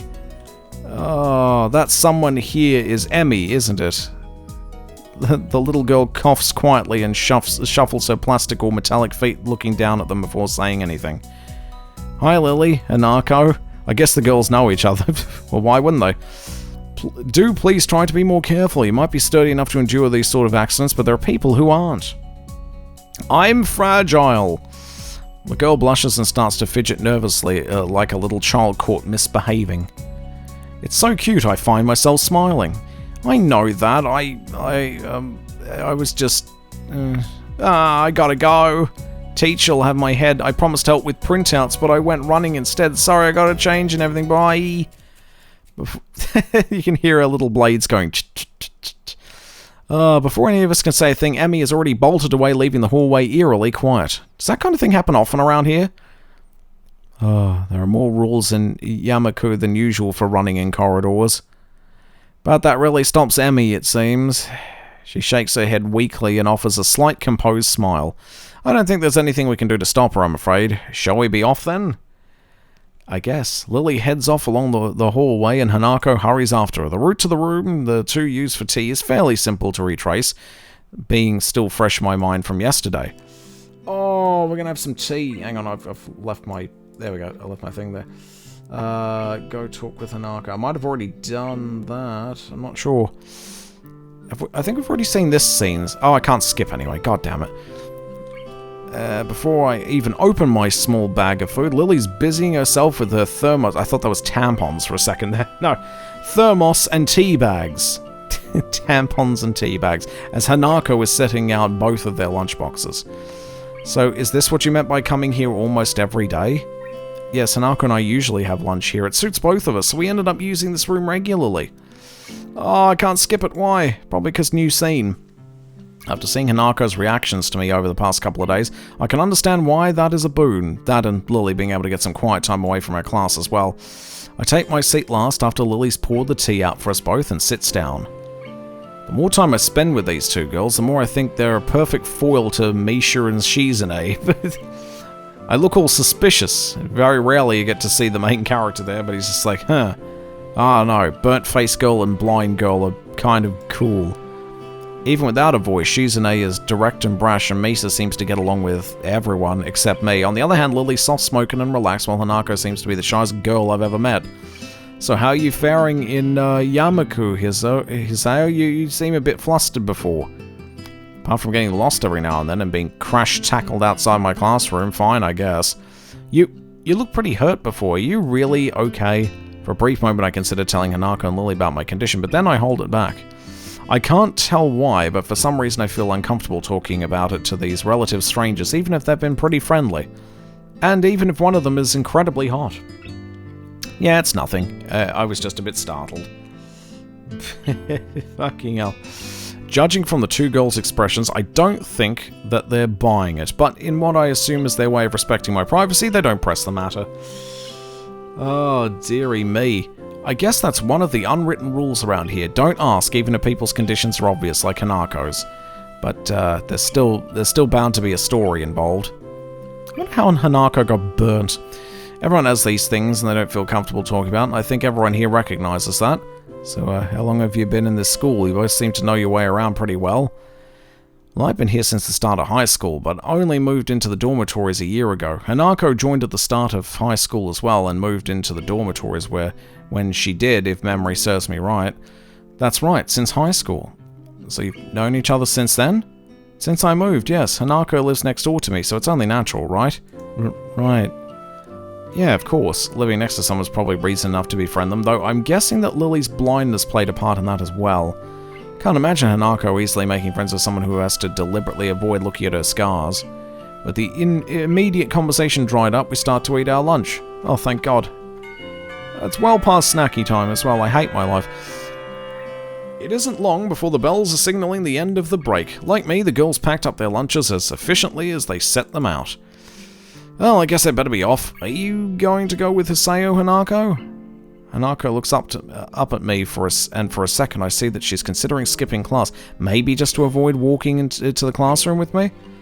Yes? I don't know what to think of it. Hanako really is delicate to the point of breaking if looked at in the wrong way. Makes me a bit nervous too, but I push the feeling aside, trying to be as natural as I can. We should hurry then. Class has already started by the sound of it. Lily gives a nod of farewell and she bends down to take her cane, Hanako and I filing out before her. We walk quickly down the empty halls to our respective classes. As we reach the door to Lily's 3-2 classroom, she turns towards me. Hisao, thank you for sharing lunch with us today. My pleasure, Lily. Oh, we are so in there, boys. And with that, we part ways, Lily entering her classroom and leaving Hanako and me to make off to our own. She's still looking like she wants to run away. So do you really want to go back to class now? Yes? Okay then. I feel like I should say something more to her, but it's hard to come up with anything that would be appropriate and safe enough. And Lily was right. The more time we spend out here, the more explaining we have to do. I open the rear door to the class and walk in. Teacher looks up at me and opens his mouth to say something. However, as Hanako follows me in and closes the door, he simply nods to us and continues his lecture. This is the third time that Hanako has had her truancy practically ignored. There's definitely something going on here. It's time for us to do some sleuthing and figure out what's going on with burnt-face waifu. We make our way to our seats, and I notice that Misha and Shizune are both missing as well. I wonder if it's some form of informal greeting with the staff, or it's just a perk afforded to unique students of the school. I wonder what Peter Griffin's perks are, if he has any. Trying to make as little disturbance as I can, I extract the relevant textbooks from my bag and start catching up. The class goes on quietly. The teacher seems to be an okay person. Oh my god. Thanks for subscribing. Subscription. Oh, hang on, I gotta get the Wigglies out. Oh, can I get the Wigglies out in time? I think I can. There we go. Wigglies. Hell yeah. Gibgasm. Oh my goodness gracious me. Oh, was there a message? I didn't know if there was a message. I can check that afterwards. Yeah, alright. We can shoot the guns and stuff. Oh my goodness, thank you so much for that subscription. We super duper appreciate it. I'll see if there was a message with that. I'll see if there's a message with that. Subscribe with tier 3, and they've subscribed for 2 months. Oh my goodness. Well, there it is. Thank you very much for the subscription. Oh, hang on, I think it's... Did I miss that? I on 2 pints of drinks chose tier 3 for dats. Oh my god, absolutely. What is the tier 3 emoticon again? Oh yeah, it's a golden gib. Oh dear, and as it happens, there are some new emoticons for this year too. We have... Oh, 2 of them are follower emoticons actually, so everyone gets those, but I think it's the gib gun one. So there's a new one. There's the gun one. There's Golden Gib as well. I made him look a bit better. And I got two new follower ones as well. Oh my goodness. Oh, the coveted Golden Gib. It's so sexy. Jesus Christ, I hope you can afford it. Bloody hell. Tier 3 subscriptions are kind of pricey these days, aren't they? Oh dear. Unless it's like a thing. I don't know. I think there is... No, it's not Subvember, so I'm not sure. Oh, yeah, you also get the badge as well, along with the special star on the badge. I forgot about that. Because Tier 3 gets you the star as well. It's barely visible. Oh, my God. I love you. Where is he? I love you. Also got this one. I love you, bitch. I ain't gonna never stop loving you, bitch. I don't know what that is, but I love it. Oh my goodness gracious me! That's also a sound redeem for channel points, unless I'm mistaken. Or did I break it? I might have broken it. Oh no, there it is. I love you. There it is. Oh wait, yeah, I tested that out a few minutes ago. So yeah. Oh my goodness! But thank you very much for that Tier 3 subscription. The golden gib is yours for a month. Oh my goodness. Oh, it is a shiny thing indeed. I've made him look a lot more metallic now, so it looks less like he's covered in urine and more like he's actually a gold medal. So that's nice. He was long overdue for a redesign, though, honestly. Oh, dearie me. Oh, God, I really got to think of something to do for Tier 3 subscribers. Well, if you're on Discord, at least you'll have access to the supporters section of the Discord. I guess there's that. I got to start using that more often too. I'll put like the exclusive shit there. Very nice indeed.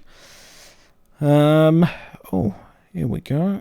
I'll move that over there as well. So yes, thank you very much for the Tier 3 sub. It's certainly appreciated, and oh my goodness, enjoy the gold give good times.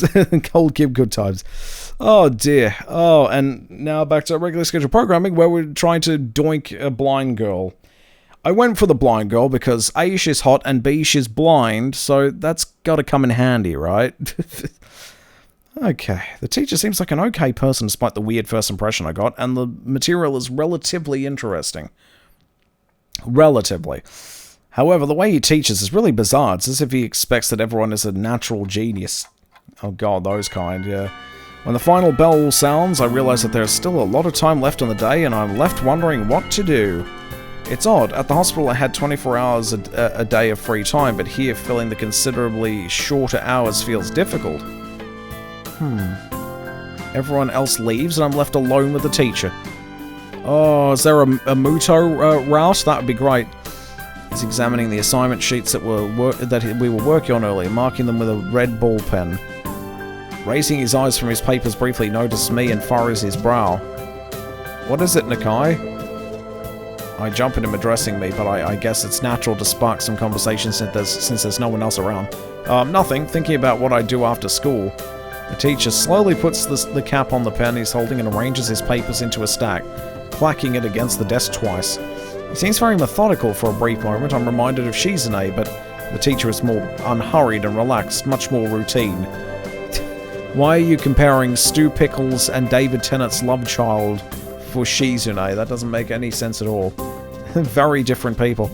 You have no plans? No, I consider joining a club, but I don't know what kind of club would interest me. Go observe a meeting of someone else's club. Might pique your interest. I guess. I just, you know. But I don't know how to continue from there. I guess. Well, I'm out of excuses. I can't do anything. Muto looks at me in the way that makes me quickly want to take the words back to avoid a conversation, but I can't, so I have to forge ahead. I just don't know how to deal with people. I mean, the other students. I'm talking to people and everything, so it's not that I'd be isolated or anything. I just don't know what to think about. The disabilities, it feels like I'm being impolite if I pay attention to them, and it's weird to ignore them.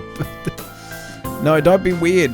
Don't be fucking weird. Damned if I do, damned if I don't, son. Oh, dearie me. The teacher scratches his cheek absentmindedly, looking very unresponsive. You know, as you would. These things are only an issue if you make them one. Not sure I agree with that, but okay, sure. You talk normally with someone, even if they are blind or something. Try to look behind the superficial. There's not a single student here who isn't just a normal kid behind whatever they might seem at first glance. Oh no, some of the kids here are fucking crazy. Oh, he says the same thing that Yuko did.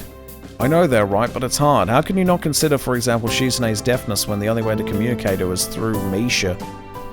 or Hanako. It's not like you can ignore her face. But I'm interrupted by the door of the classroom suddenly slamming open. I thought he was bashing me in the head with a plank of wood or something. Don't you talk ill of the students, dickhead. Teacher? Misha crashes in, hands straight in an enthusiastic greeting, her voice loud and lively enough to wake the dead from their graves. She starts towards the teacher's desk, and her bouncing step, hands energetically swinging with the rhythm. Muto, visibly dismayed at the interruption, and Misha in general, slumps in his chair. I hate Misha so much. Mikado. Misha stops in her tracks and looks around cluelessly as if she's sensing from his tone that something's wrong, but has no idea what. Yes, we have talked about volume control before. Yes. But she doesn't lower her voice at all, and the teacher just rubs his eyes. Maybe her problem is she has ADHD or something, because they never specify it. So what is it? We need help. We are running out of supplies for the festival stands. This is a distress. Actually, I think I read on the wiki, one of these characters where you don't know what the disability is, one of the developers joked and said, a broken nail. She has a broken nail, that's her disability. This is a distress. She waves a pink slip of paper she's holding around. So go get more supplies from the art room. What's the problem with that? Plywood. Plywood is always the problem. Last time we wanted more, there was only a little, but now that time was... we just took it all and went with that. Oh boy, this is going on forever. Hang on, can I skip this? Yes, I can. We've already seen this before, so I can do that. Alright. Until we get to the next point. Hanging out with Rin some more. Let's see. Oh, these two really hate me in this route. These two really hate me because I like Lily and all that. Because I'm being amicable to Lily. Can you promise me to be more serious about this from now on? Maybe. Yeah, it's alright. Yes, I promise, definitely. Wait, was I supposed to say that, do you think? I think so. Doesn't seem to matter. Hopefully it doesn't matter. Okay, that's more like it. Alright. I'll see if this gets me anywhere. Swear to God, if I end up with Kenji again, this is going to be a problem. I don't want to drink any more whiskey. I'm done. Okay, let's see where we're supposed to be at here. I think I'm meant to take it easy, aren't I? Fucking hell, Kenji. Just why? God damn it. Just why? Never mind. Oh no. Yeah, cut me and Lily some slack. Yeah, this is the part that we were at before. Oh no, waifu fight. Hey, come on, cut me and Lily some slack. I'm the new guy. It's my first day. Let's see. Exercise. Take it easy. Okay. I turn my back at them. Fuck them. I can't skip anymore. Lily, class is going to be starting soon, so we can talk more later. I'll tell Hanako you were looking for her. I can feel Shizune freezing. Maybe this is the first time she's ever been ignored in such a blunt manner. Thank you, Hiseo. I'll leave now then. I want to ignore Shizune all fucking day. I want to ignore her all the time. She gives me the sweetest smile I've seen all week and turns on her heels to make her exit. Jesus Christ, we've done it. We've done it. We're in. As soon as Lily walks out the door, I suddenly start feeling reluctant about turning to face Shizune. I can feel her eyes burning into my back, and I can't bring myself to look at her. She must be furious. I kept expecting Misha to say something to alleviate the tension, but it really is wanting too much. And in the end, I go back to my seat and listen to the sound of Shizune's footsteps as she marches out of the room. She doesn't return until a few minutes before class. What a bitch. Hanako doesn't come to the morning class at all, leaving her seat looking empty and lonely in the back of the classroom. I have to tell her that Lily was looking for her if I see her later. After the events of this morning, class is pretty boring in comparison. I turn the pages of my textbook lazily. I have a bit of catching up to do despite trying to keep up with my studies at the hospital, but I'm not feeling that enthusiastic about it. The clock at the front of the room sounds unbearably loud. The teacher hasn't said anything in over 7 minutes instead of opting to cover the board in rows and rows of equations taken directly from the book.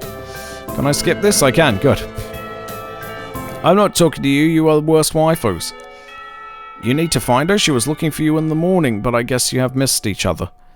Oh, you're looking for Lily. Okay, she waits a little without answering the simple question, looking awfully like she's not sure if it's proper to answer such a question. Yeah, I can come with you, if it's okay. Hanako nods fractionally, still on guard, her shoulders stiff like wood. I get the feeling that she might be more comfortable by herself after all, but it's too late to back off now. She has this really troubled expression she seems to wear almost constantly, one that makes me constantly be on guard myself. I wonder why. I kind of understand why she always seems to be so wary, or maybe more like why there wouldn't be a person like her.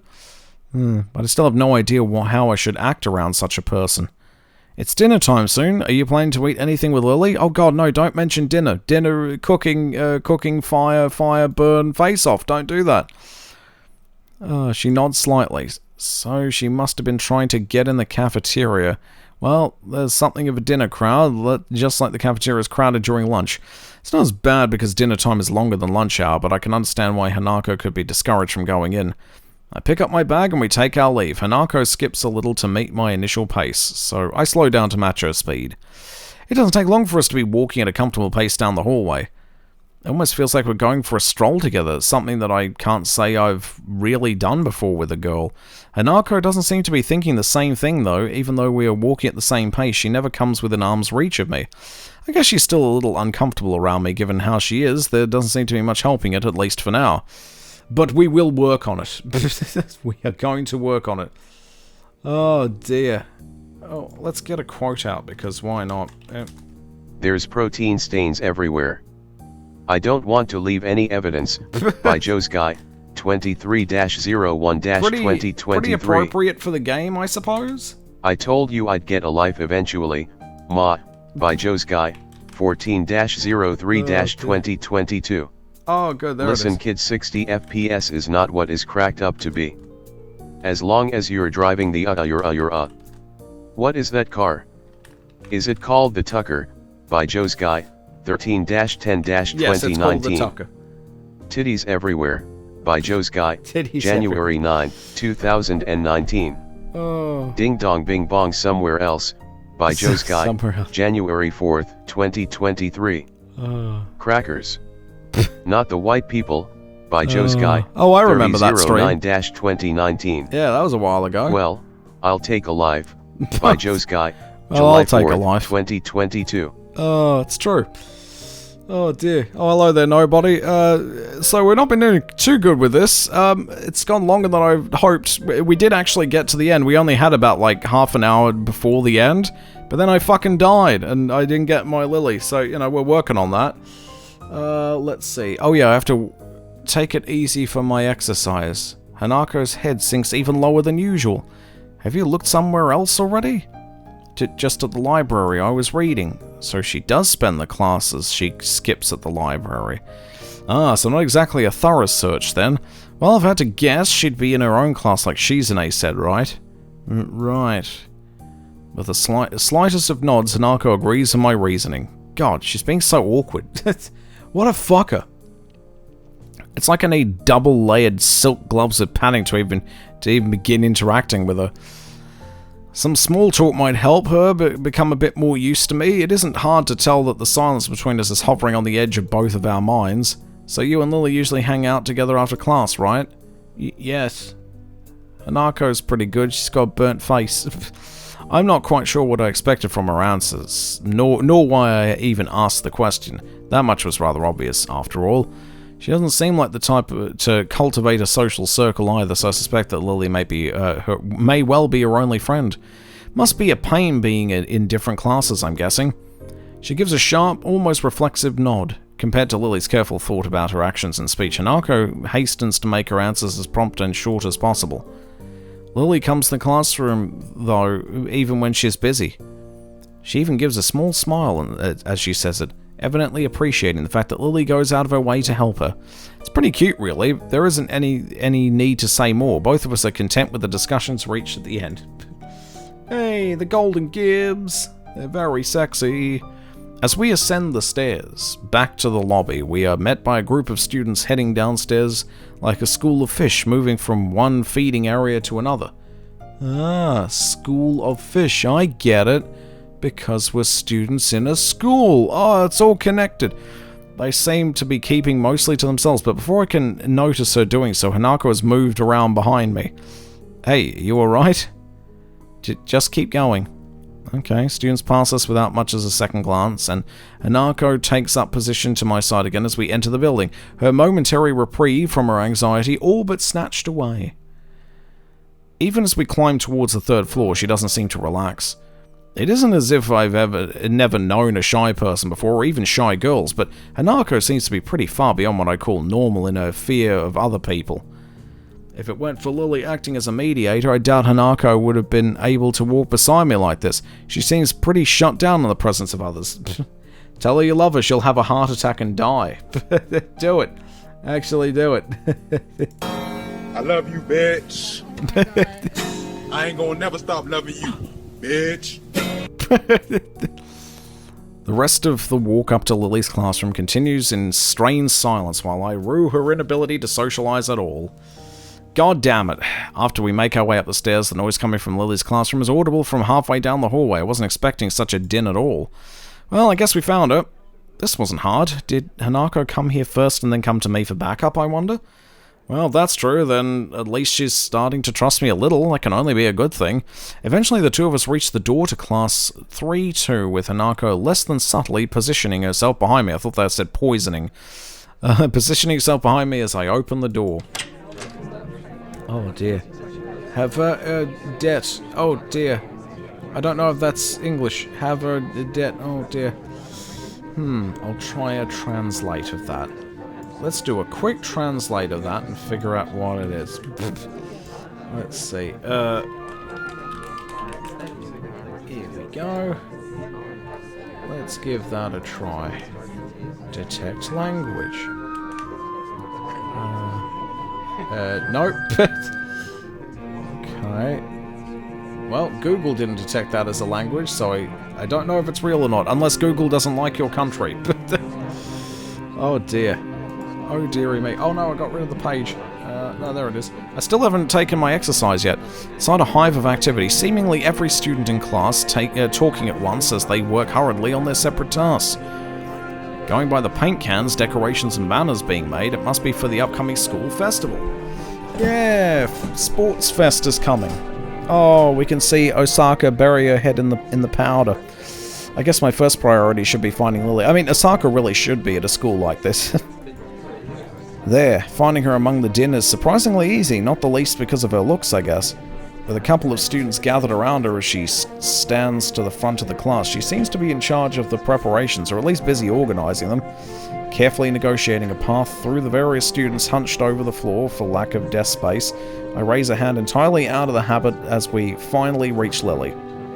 Hi, Lily. She perks her head up as she breaks off talking to a noticeably smaller girl who must be her classmate, trying to listen as best she can. Sorry, who? Oh, sorry, Hiseo. I have Hanako, too. Yes, I can see that. Hi. She's pretty skittish, considering the number of people around. It isn't too hard to work out why. Lily takes a moment's pause to assess the situation before turning to the other students once again. For the moment, I just asked Mariah? Who the hell is Mariah? Just asked Mariah for his advice. Kenji's busy with painting one of the banners already. Oh god, please, not Kenji. A quick nod and she bounces off, fingers carefully sliding along the wall's face for orientation.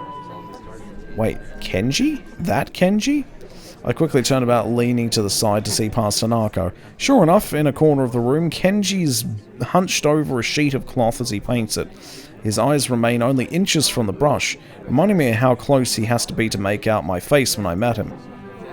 Sorry about that, our class doesn't have many students with even partial eyesight, so they're in high demand.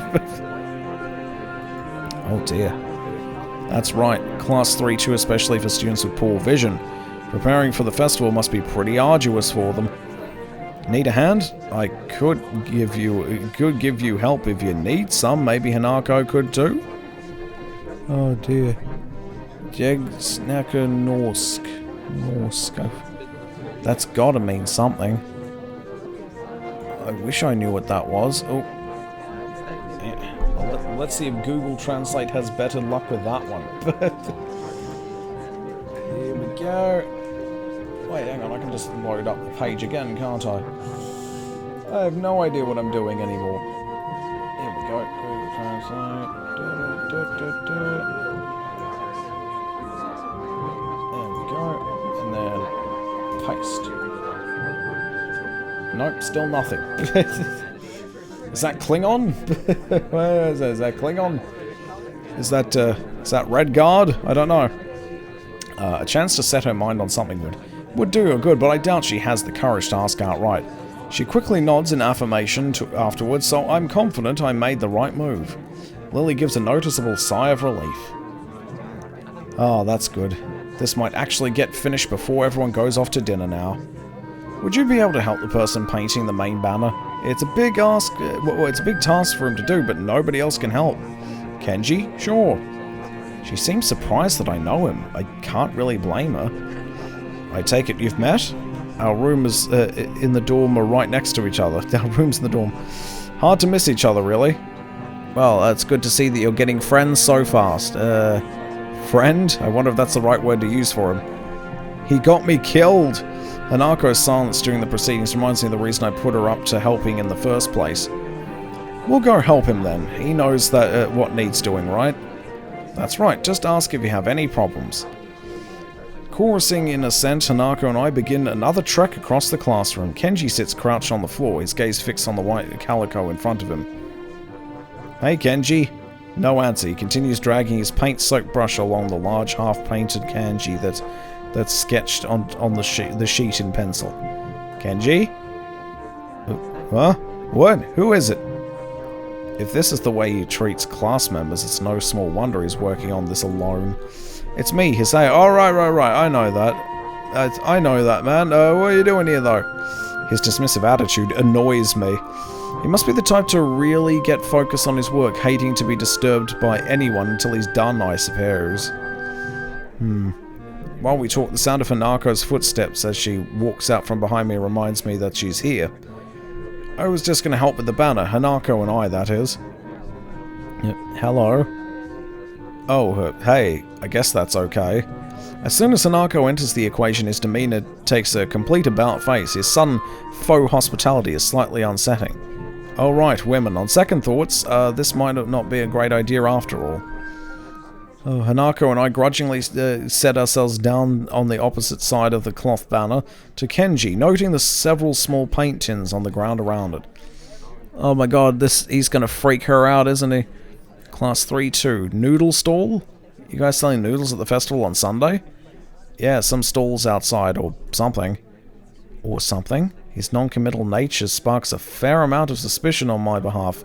The task in hand comes first, though.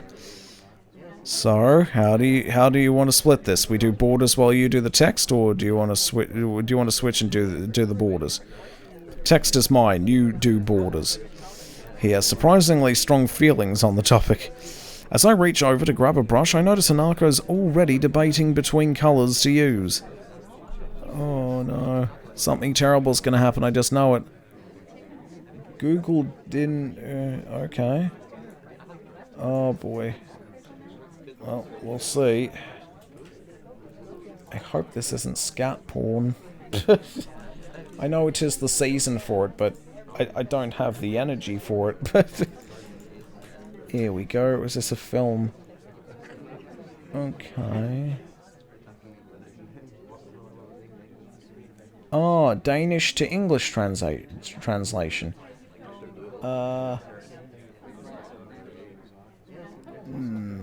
Still don't quite know what that means. Not sure.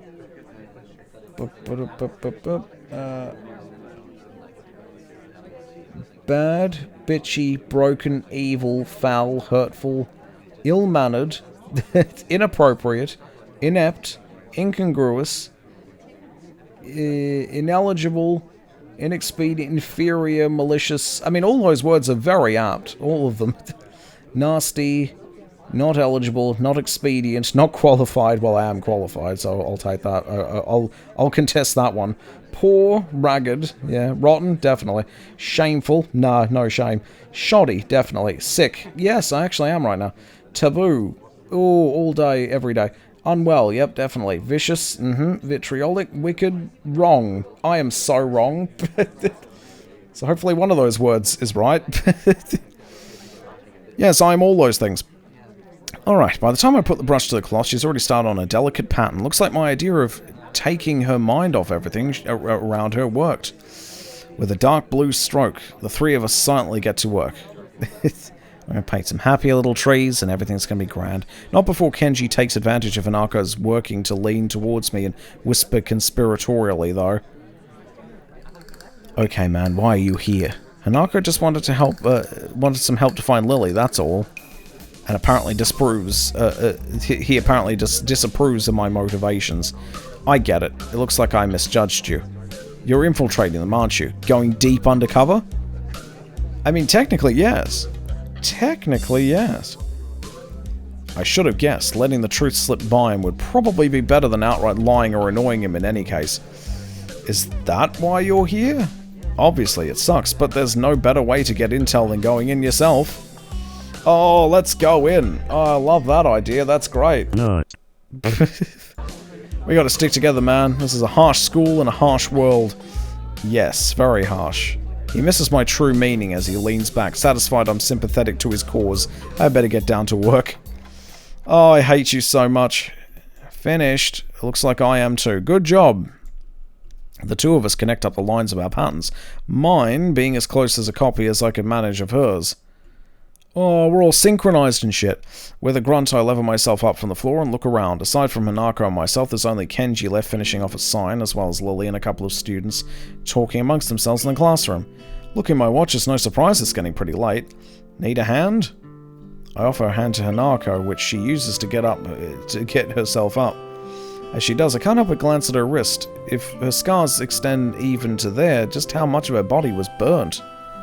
I feel a pang of guilt about it, however, as she quickly covers her wrist with her other hand. Looks good, doesn't it? You fucking idiot, don't say that. She looks surprised for a moment before noticing that I mean the banner. Your burn scars. Just, fucking brilliant.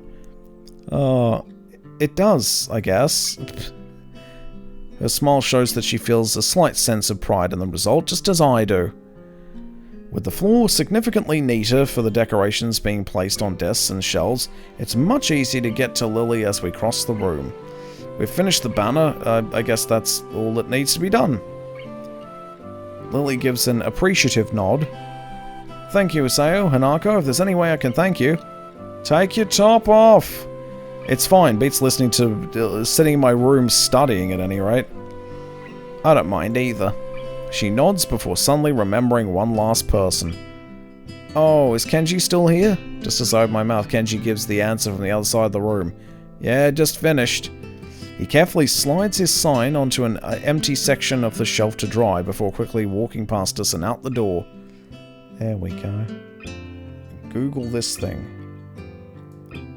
Why can't you just tell me what it means? Google doesn't tell me shit, because Google's kind of useless like that. Here we go. Google really sucks like that. Oh, okay, yeah, sure. Let's see. Analyzes what? The relationship between basic skills and textbooks in the subject of Christianity. Is that right? Personal data. Time management. Something. I'm not sure. Any of those could be right, I think. See ya, man. Bye. Oh, the remaining two students say their goodbyes to Lily before taking their cue to leave as well, leaving only the three of us. Well, I guess that's everyone. I hope we don't have to do anything like that again. Working past school time? Indeed, the class plans this year were ambitious, maybe too ambitious. The stalls look nice, though. She's right, it shows that a lot of work has gone into them. My, I'm sure a lot of us would be glad to hear that.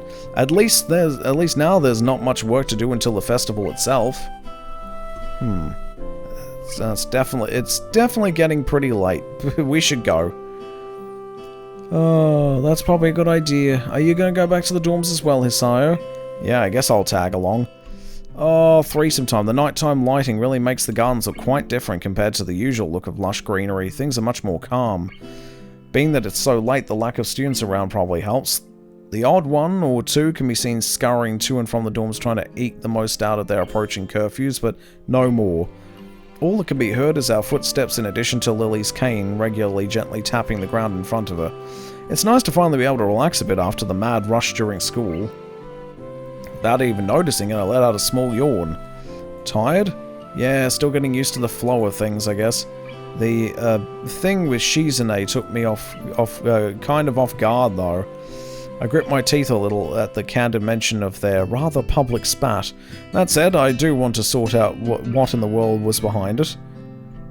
Ah, about that. I'm sorry about it being so public. Shizune and I go back some ways. Her voice seems slightly irritated as she remembers Shizune obviously are willing to discuss it any further. I glanced to Hanako for her views on this, but her expression is unsurprisingly evasive and difficult to read. Be easier to read! Either way, I guess her apologizing for it is something even if my curiosity goes unanswered. But it is something, I think. I'll be glad once the festival is over in any case. The change of topics welcome, clearing the thickening air quickly. I can imagine my old school's festivals were a lot more low-key than this. Yamaku stresses the idea of school community, so the staff likes to make our festivals and such special occasions. And yet the students are the ones who do the work. What an unfair world! Hanako and Lily both chuckle in agreement, savouring the fact that none of the staff are around to hear our grumbling. I suppose coming from a strict all-girls school helped me a bit with Yamaku. Compared to there, Yamaku is much more relaxed. Oh, that'd go a way to explaining her well-bred speech and behaviour in any case. She is a waifu of good breeding. As we come up to the dormitories, it eventually comes time for us to leave for our respective dorms. See you later, see you Lily, and Hanako as well, I suppose. The two both give polite nods before setting off to the woman's dorm just next to the guys. Now sneak in, right behind them. It's time for a panty raid. As to be expected of such an arrangement, there's a staff member casually patrolling around outside to prevent any nighttime shenanigans. Walking past him, I quickly stretch my arms and rub my neck, both quite sore after having worked on the floor for so long before walking to my room. Feels good to actually have direction, though, after so long in the hospital. The everyday facts of studying, homework, and teachers seems almost a blessing. I guess if things continue like this, my time at Yamaku might turn out okay. Hopefully I don't fucking die. Adhering to the nurse's nagging voice in the back of my head, I set my alarm clock to wake me up early enough to go jogging again. I made a promise and I'm going to keep it. Besides, Emmy is bound to rat on me if I don't show up. Damn you, Emmy. But it's not all that bad. Oh, and sleep. Perchance to die. Hey, it's the exercise chapter. We're going to take it easy though, otherwise I'm probably going to die. I never selected that other option because I think, nah, I'm probably going to die if I pick something else. My morning alarm goes off and I flail about uselessly while trying to, for a while until I remember that I decide to give morning runs another shot. I don't know if this is my greatest idea, but I'm determined to keep going. This is about my health after all. Sure, things haven't been great lately for me, but that hasn't made existence so intolerable that I'm not going to try everything so I can stay healthy. What if I can skip it, because we've already done this? There we go. Hi, Emmy. Bye, Emmy. Take it easy. I let Emmy go at her own pace, and she doesn't show mercy, pulling half a lap ahead of me in an instant. What a bitch! Jesus Christ, Emmy. Oh, dear. Oh, hang on. No, there's more, isn't there? Take it easy. Oh, I have to go on the walk with Lily as well, don't I? Well, I better save just in case. Here we go. I'll save just in case. There we go. We've got plenty of saves now. Alright, I think we've already seen some of this. Oh, God. Emmy, you are the worst. You are really the worst. I've said that about many waifus, but for you, it's actually real. It's actually true. Jesus Christ. Bitch, please. Alright, and I can skip this? No, I can't actually. Actually, it was yesterday's lunch. I slipped in a run at lunch and forgot to eat it. Oh, I'm pressing caps lock by mistake. Yeah, I thought I'd seen this before. And then we hang out with Rin on the roof.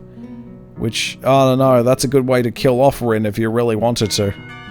Just push her off the roof. Alrighty. Have we... So apparently we have already seen this before, otherwise I wouldn't skip it, right? She seems to become somewhat unsettled before I can ask her what's on her mind. She seems to collect herself and speak up about something else. Oh, what's gonna happen? What's gonna happen? So, where in town were you going? That's actually a pretty good question. I'd come in to buy food, but the layout of the place is still pretty foreign to me.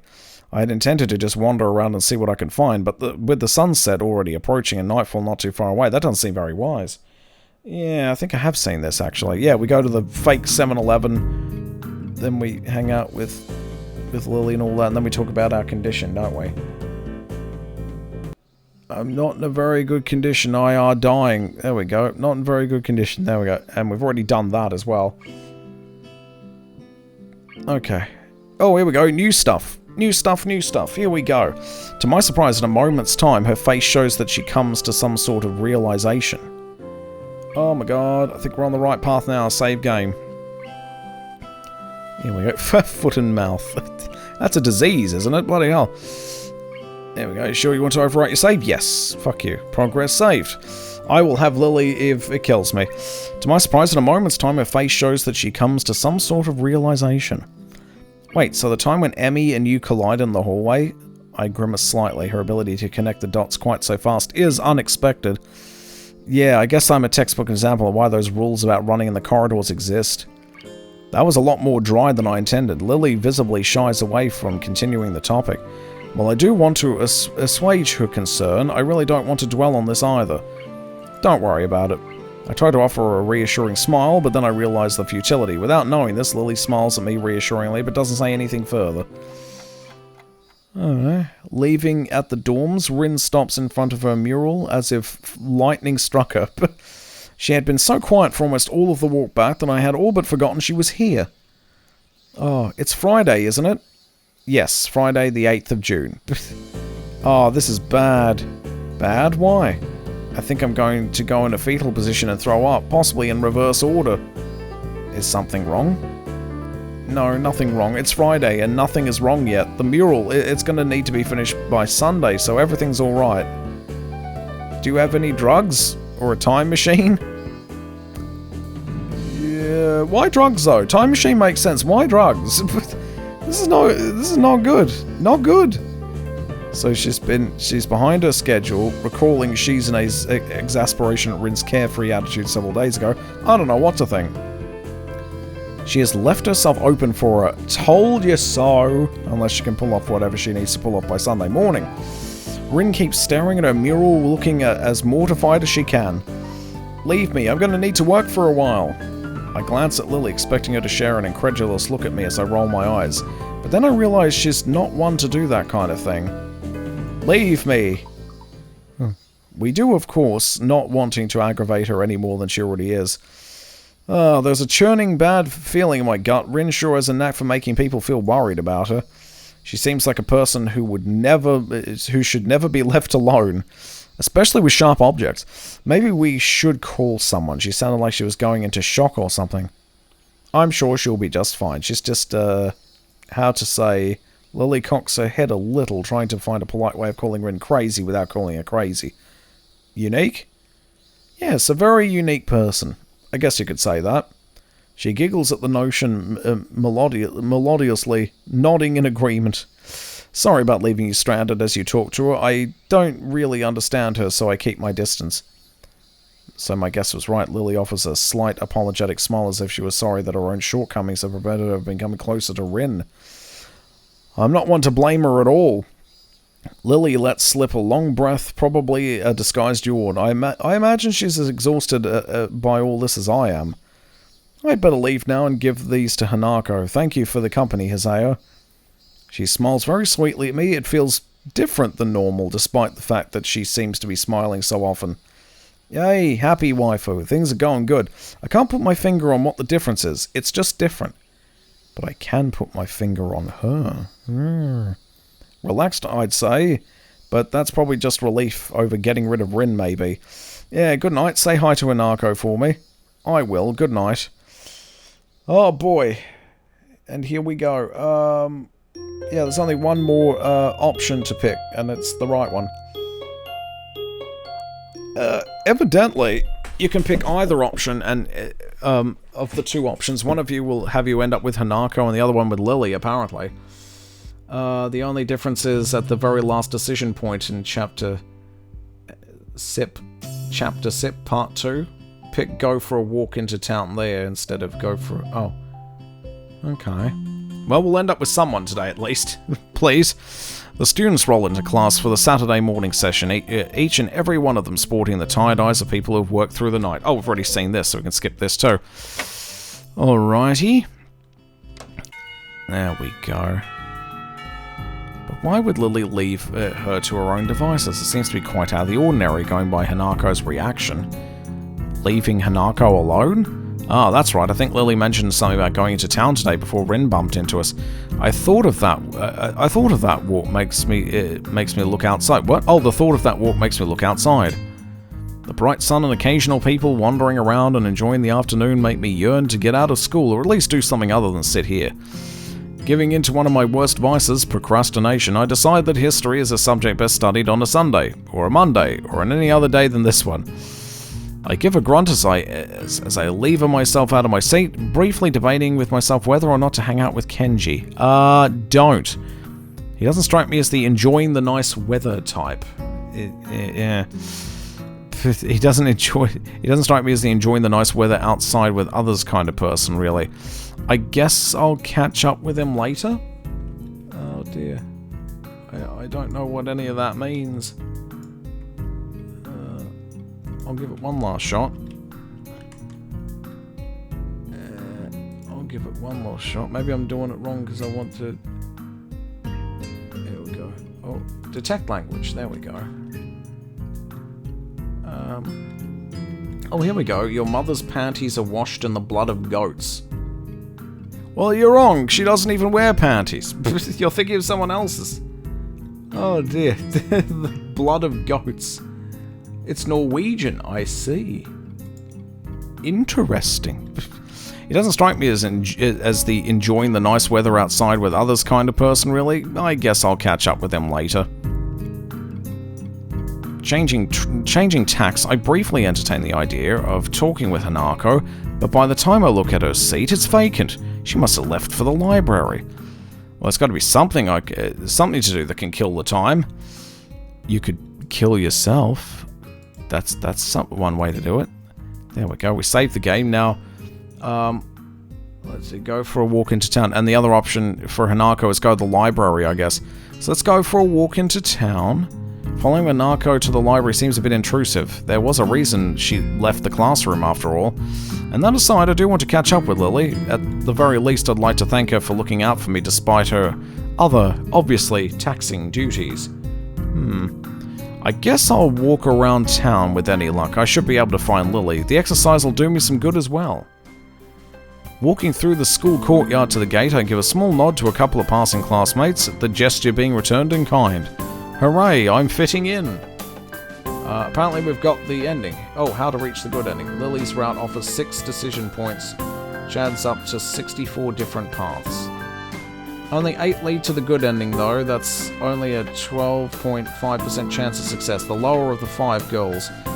Oh dear, the thing is that you need to pick the right options at 3 decision points, and you get no do-overs, so if you screw up somewhere, you're doomed to face the band ending. The worst part is that you don't get any indication of that until the credits roll. You need to pick these options. Tell the truth in a brief history of time, address it in prelude, and finally mention the letter in and out.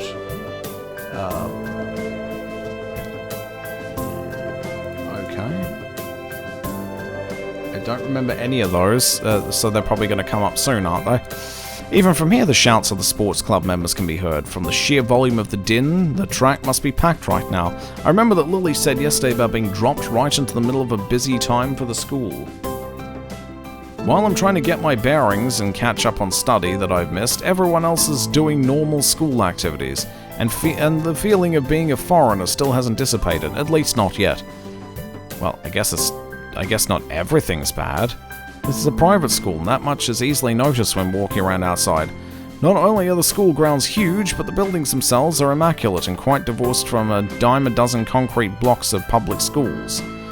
There's also the fact that there's a much stronger feeling of community here, or at least a friendlier atmosphere. At my old school was generally accepted that people would keep to their little clique and be done with it. Eventually I reached the gate and began to walk down the road and into town. Man, these streets are kind of cramped. Well, that was fairly productive. Having seen a fair portion of town, even including the houses perched on the hills around the outskirts, I decided to take a walk around the park before heading back. Ooh, wander off into the forest and you'll find that Sonic the Hedgehog statue. Living in the city all my life, the total lack of smartly dressed businessmen and fashionably dressed girls strikes me as incredibly unusual. All that's to be seen are the odd elderly person shuffling along the sidewalk and assorted busily chatting pairs of middle-aged women outside of small storefronts. Throw rocks at the elderly! Walking along the road to the park quickly distracts me from them though, making me realize that I perhaps pushed myself further than I should have done to see as much as I could. As my breath begins to wheeze and my chest tightens more and more, I give up on the prospect of soldiering on. I'm going to die. After a quick glance around the park as I enter, I take a seat on the wobbly old bench and I notice near a couple of vending machines. For minutes on end, I sit with my head bent over, forcing myself to take deep breaths. I feel more like an old man than a teenager who should be in the prime of his life. The stay in hospital, the surgery, and the medications must be taking their toll on me. Damn it. Eventually my breathing returns to normal and the muscles in my chest loosen, not without a fair measure of relief. I guess this means the end of my little sojourn, though, in any case. There's a cafe on the far corner, so I'll stop by to quench my thirst before heading back. Ding ding, a little bell above the door signals my arrival to an empty counter. For a few moments I stand there waiting, my eyes every now and then drifting from one end of the counter to the other, searching for a service bell. Oh my god, it's you! Eventually, a door some ways behind the counter opens, the person emerging from it taking me by complete surprise. Yuko? Hi, I had no idea you worked here.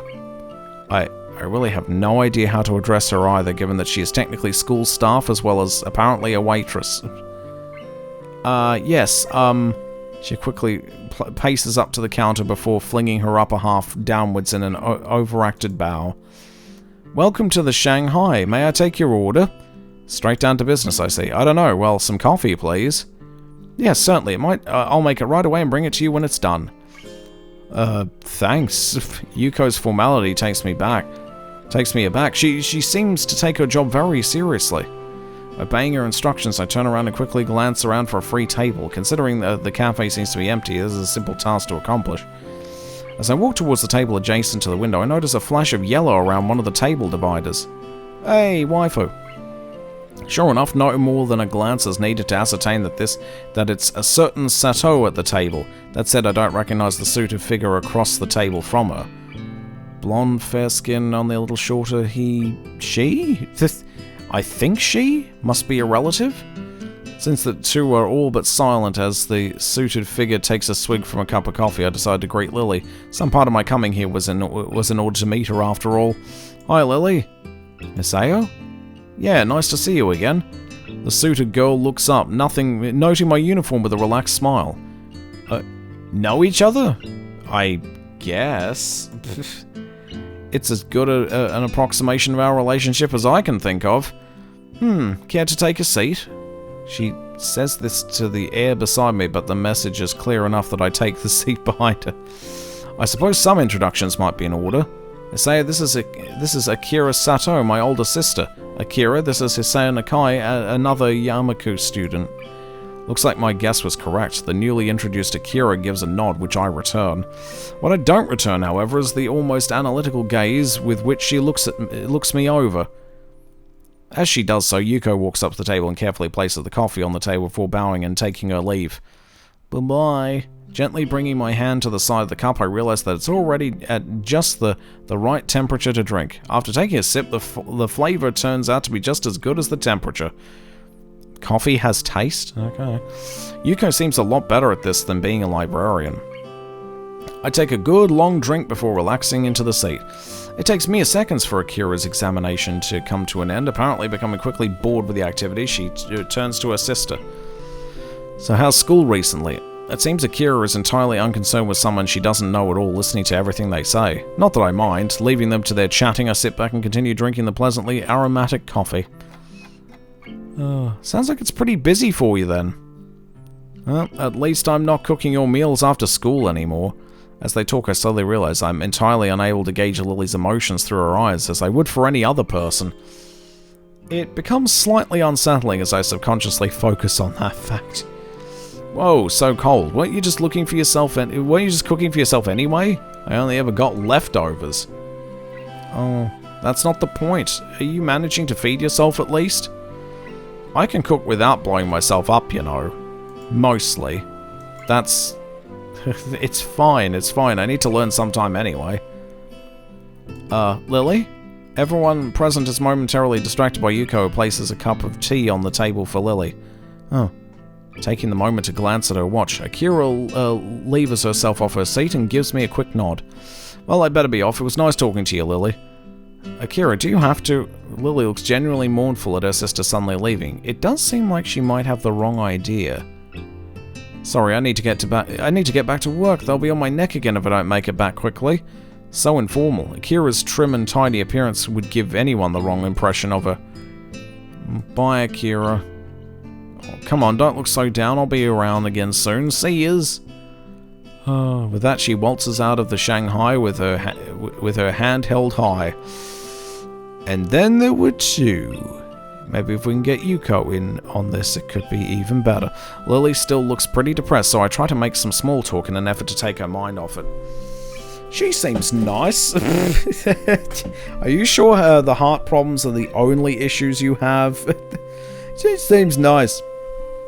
We used to live together, but now I live at school. We hardly ever see each other.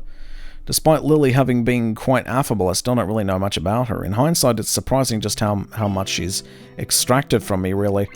You used to live together? Was it somewhere around here? Well, it was pretty far south. The trip into Yamaku was fairly long. With her working hours getting longer and Yamaku being so far away, there was little choice in the end but to move into the dormitories.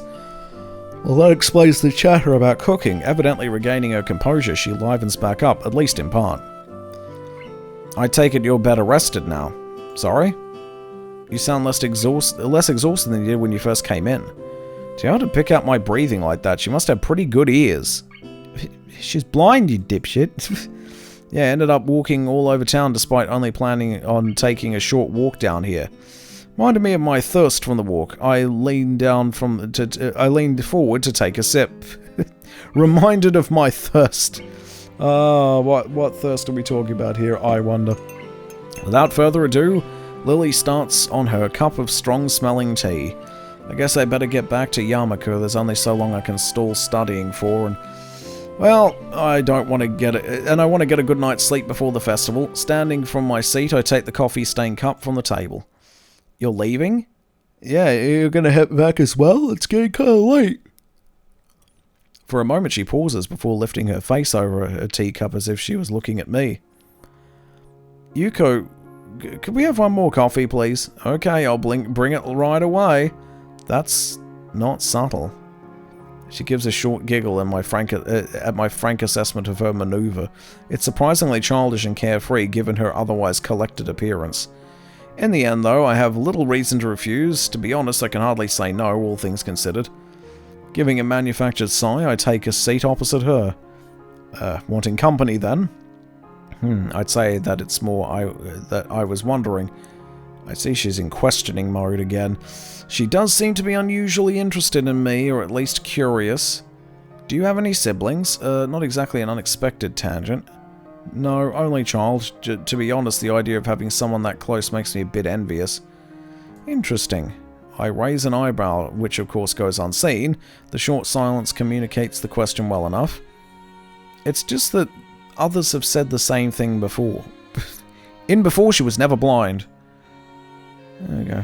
It's a difficult subject to try and think about objectively, given that I've always had someone like that. What do you mean, always someone like that? Is she talking about her sister? I don't know what she means by that. I can mostly understand what Lily means, given that it would be hard to place oneself outside a situation they've been in their whole life. So, yeah, I can understand that. She and her sister must have a pretty close relationship. Taking pains to interrupt us as little as possible, Yuko dutifully comes over and places a cup on the table. Yes. Thank you, slave. Oh dear. Good shit. Here we go. Can you reach the goal with the progress of 1,000 fish? I'm gonna err on the side of caution and say no, probably not. Lily thanks her as I sit back, taking in this vexing girl in front of me. Despite always seeming to be on her guard and in control of herself when talking to others, she has an almost childlike curiosity about other people. That said, those rare moments she seems to slightly lower her guard are the most insightful into how she thinks. Reaching forward for my drink, I realize I probably should have noticed earlier. I think I'm starting to become kind of curious about her. Oh, what are her measurements? Despite making a good pace, it's already nightfall by the time I reach the large iron gates in front of the school. While it's nice to have plenty of time to wander around by virtue of living right next to the school, I can't help but get the feeling that the very few students actually take the opportunity. Compared to the number of students I see milling around on campus during free time, it's startlingly rare to see anyone around town. Given the large number of accommodations and facilities that the school offers, many of them might simply not see any point in venturing outside, let alone people such as Hanako and Kenji. It makes me wonder if students like Shizune, Misha, and Lily are the exception for this school rather than the norm. I only know a small number of people at this school. As I wander back to my dorm, I continue to compare my old school with Yamako. As I do so, I begin to be surprised that I managed to get even this used to everything that happened to me. Oh no. Is something good gonna happen or something bad? Okay, we're not dead. Good news, everybody. We're not dead. Not yet, anyway. Lily might still murder us somehow, I'm sure. Lily will find a way. She always finds a way. The next day, I wake up feeling a little lightheaded. It's almost noon already.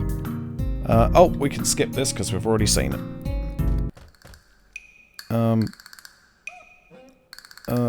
You gotta be kidding me.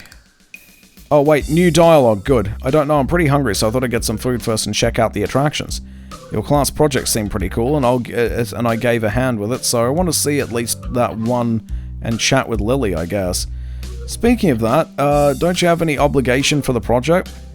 Are you out of your mind? That blind broad is up to no good. I can feel it in my spleen, man. Her presence is like a dark shadow that's in the way of my great vision. As expected of blind people. What? Besides, I thought that you were also... He holds up his hand to interrupt me. Only legally. Only legally and morally. Metaphorically, I can see farther than any man before me has seen. Kenji looks stoically into the metaphorical distance to emphasize his statement, thrusting his chin forward to look manlier. Actually, it's just the corridor wall 2 meters away, but it's all the same. I can see the future of mankind, and it's a dark one unless the threat of women is stifled. They are everywhere. Oh, dearie me. He fingers his scarf nervously, faster and faster, like he's trying to start a fire, then slowly begins to calm down once the panic attack finishes running its course. I'm gonna have to find some place to hide in, a safe haven, and then knock the lights out of myself so I don't have to experience this horrible day. I have the perfect thing for that. I must prepare now. Don't go to the festival. Okay. Later, dude. The door slowly closes with a low creak, and I don't know how to feel about what Kenji just said. Nor do I care. After buying a plastic plate of takoyaki from a stall belonging to the class next to ours, I take a seat in the school gardens to watch people pass by as I tentatively nibble away at the rather bland-tasting item. Bland takoyaki. Is there really such a thing? I don't know. I don't think that's real. I guess I shouldn't complain. It's better than nothing, and it didn't cost much. As I look out towards the school, watching the people coming and going proves a surprisingly entertaining way of passing the time as I eat. Oh, look at that guy. His face is all fucked up. Oh, look at that one. He's a midget. Little children accompanied by parents or grandparents scamper about in the din from event to event, one hand dragging their company and the other bearing an oversized, colourful snack. I can't help but notice the age range amongst the people here is skewed towards the elderly, something that I noticed when I was walking around town.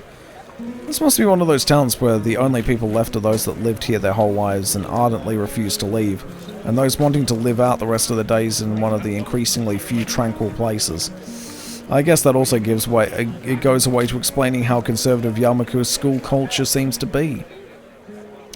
Not that I mind one bit. I kind of like how calm Yamaku and its surroundings are. The heat, though, is another matter entirely. Sitting in one place for so long has focused my mind on how annoyingly humid it is, now that the hottest part of the day is here. Well, I better get moving if... Oh, yeah! What's happened? What the fuck? Did I get run into again by Emmy? The sound of the Carolyn Bell takes me completely by surprise. I stand up, a reaction shared by a few of the people strolling around as well. Fucking hell, you're gonna give... What if someone else has a heart condition in this place? Fuck. Oh, dear. Alright. Oh. There we go. The PA system crackles to life after the troll bell ends. The tolling bell, not the troll bell. The trolling bell. That's my favourite kind of bell. Its age shows as the principal makes a barely intelligible announcement over it, officially opening the festival that's very much in full swing. He's got a fucky loudspeaker then. It's quite amusing to contrast the pleasant smiles of the older folk against the alternatively pained and bored grimaces of their younger charges. The students, on the other hand, seem to pay it little heed. Nevertheless, as the address finally ends, all are united in polite, if not overly enthusiastic applause, and then get back to business. Slipping a hand in my pocket to look relaxed as possible, I casually glance around for something to do. It's somewhat difficult to see very far with all the people around. I decide to fall back on a tried and trusted rule. Go where everyone else seems to be gathering. Right now, that's the school courtyard and surroundings. Throwing the used plate into a trash can, I make my way towards the school building. Oh god, I'm going to get crushed by a crowd now. Alright, cool. Seeing the number of stalls around the perimeter of the school building surprises me. Quite a few of the classes must have been opted to have multiple stalls. In deciding which to visit first, I catch sight of a familiar banner with a blue pattern border and red text. Lily's stall is as good a place to start as any. I'm curious as to how it's going. After all, of the work she and her class have been doing for it. Stepping up to it, I begin to see why the class took so long to organize everything. Oh, look at all these stands. Easily twice as wide as many of the other stalls with equipment for cooking strewn everywhere. It's closer to an outdoor restaurant than a festival event. As a student in front of me takes a bowl of noodles and leaves, I walk up to the counter. The girl behind it seems quite exasperated and asks me to wait a moment before she disappears underneath the counter. Seizing the moment, I take a quick glance around. Steam seems to be rising from everywhere as pots and pans simmer away. The most blind of the students are packing ingredients while being helped by someone who was probably the teacher of 3 too. Doesn't take long to notice Lily among them, talking with the teacher as she quickly counts out the boxes and packets with her fingers. From her expression, and the fact that both she and her teacher seem to be in a state of mild confusion, it appears there's been some problem in coordination. Before I can stare any longer, the girl behind the counter pops up again, only to look back and ask where the spare change box is. Lily pauses for a moment before she and the girl switch places at the counter, and the teacher quickly walks off somewhere. Sorry about that, we're having a few problems. What would you like? It takes me a second to remember what I'd come here for. My eyes quickly dart to the side to read the menu sitting on the counter. Oh, I guess some miso soup? Ah, is that Hisao? Yep, looks like you're pretty busy. Oh, her face all but confirms that as she drops her waitress facade. Somewhere along the line, our order got mixed up. We're trying to fix it now, but it looks like we'll only have half of what we needed. Wouldn't serving smaller portions cover over the problem? It seems like that's what we'll have to do, though I wish we didn't. The fact that a good half of our class is gone doesn't help either. I glance behind to see how many people are actually operating the stall. Couldn't be over about 8. I take it that's why your teacher left. That's right, she's going to try and round up a few more of our classmates to help. Hearing the sound of footsteps behind me, I stealthily glance backwards to see an elderly couple taking a place on the line. I guess I better stop loitering around and chatting. Right, here's the money for the soup. Soup? Oh, right, coming right up. Lily turns and calls for a bowl of miso soup as I hand over the money for it. You mean we have to pay for this shit? Oh my god. Alright. Alright, taking the coins in her palm, I can't help but notice how efficiently she counts them with her long, pale fingers. Eventually satisfied that I've handed over correct change, she puts it into a small metal tray.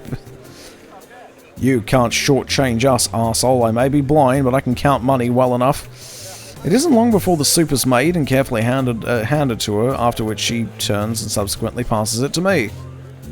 Ooh, thanks. I'll come back to drop off the bowl. Thank you, Sayo. Oh, there is one other thing. Have you seen Hanako? Hanako? No, not today. Why? She gives a small sigh of abject disappointment. It's okay. I was just wondering what she was doing for the festival. You'll come back when you're done then? Sure, I'll keep an eye out for Hanako too. Thank you, Hisao. I walk off from the stall and find a seat, carefully cradling the steaming wooden bowl in both hands. Compared to the dumplings from before, this is quite nice. A little cool compared to what it probably should be, perhaps, but the flavour is enough to cover for that reasonably well. As I drink, I can't help but feel somewhat guilty for not being as involved in the festival as others.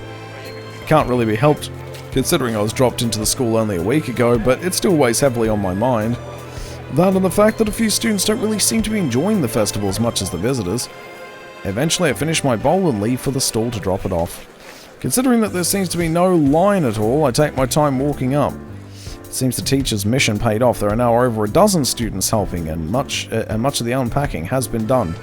Despite most of them seeming quite relaxed as they work, Lily still appears to be somewhat stressed. Right, I know what I'll do. Even if it's just one person, I'll make the festival more enjoyable for her. As I place the ball on the counter, I call out to Lily. Ah, Hisao, you brought it back? Yeah, here. I slide it into her hands and she takes it over to someone who is apparently on cleaning duty. Considering that I didn't see them here before, it's probably a penalty for their tardiness. Hey, Lily! Take your top off. She perks up and returns to the counter as she hears my voice again, realizing that I'm still here. Wanna go see some more of the festival?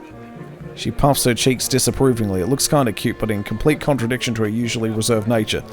Poor choice of words. It takes a few seconds for me to get what she's taking issue with. Whoops.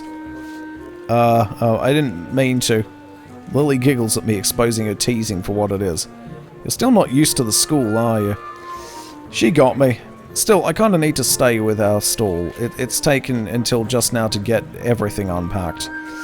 I guess her reluctance shouldn't overly surprise me considering how much work she's put into this. Everything seems to be running fine now, though, so besides, you got extra help on hand anyway. A boy in the middle of cooking some soba noodles turns towards us grinning. Go on, Lils, you've earned yourself a break. We can hold down the fort for now. If you say it's okay, then I suppose so. But if you need any help, then we'll call you. Go on, we'll be fine. Lily finally gives up her resistance as she waves a spatula at her. She feels her way around the back of the stall and picks up her cane on the way. I guess the first thing we should do is look for Hanako.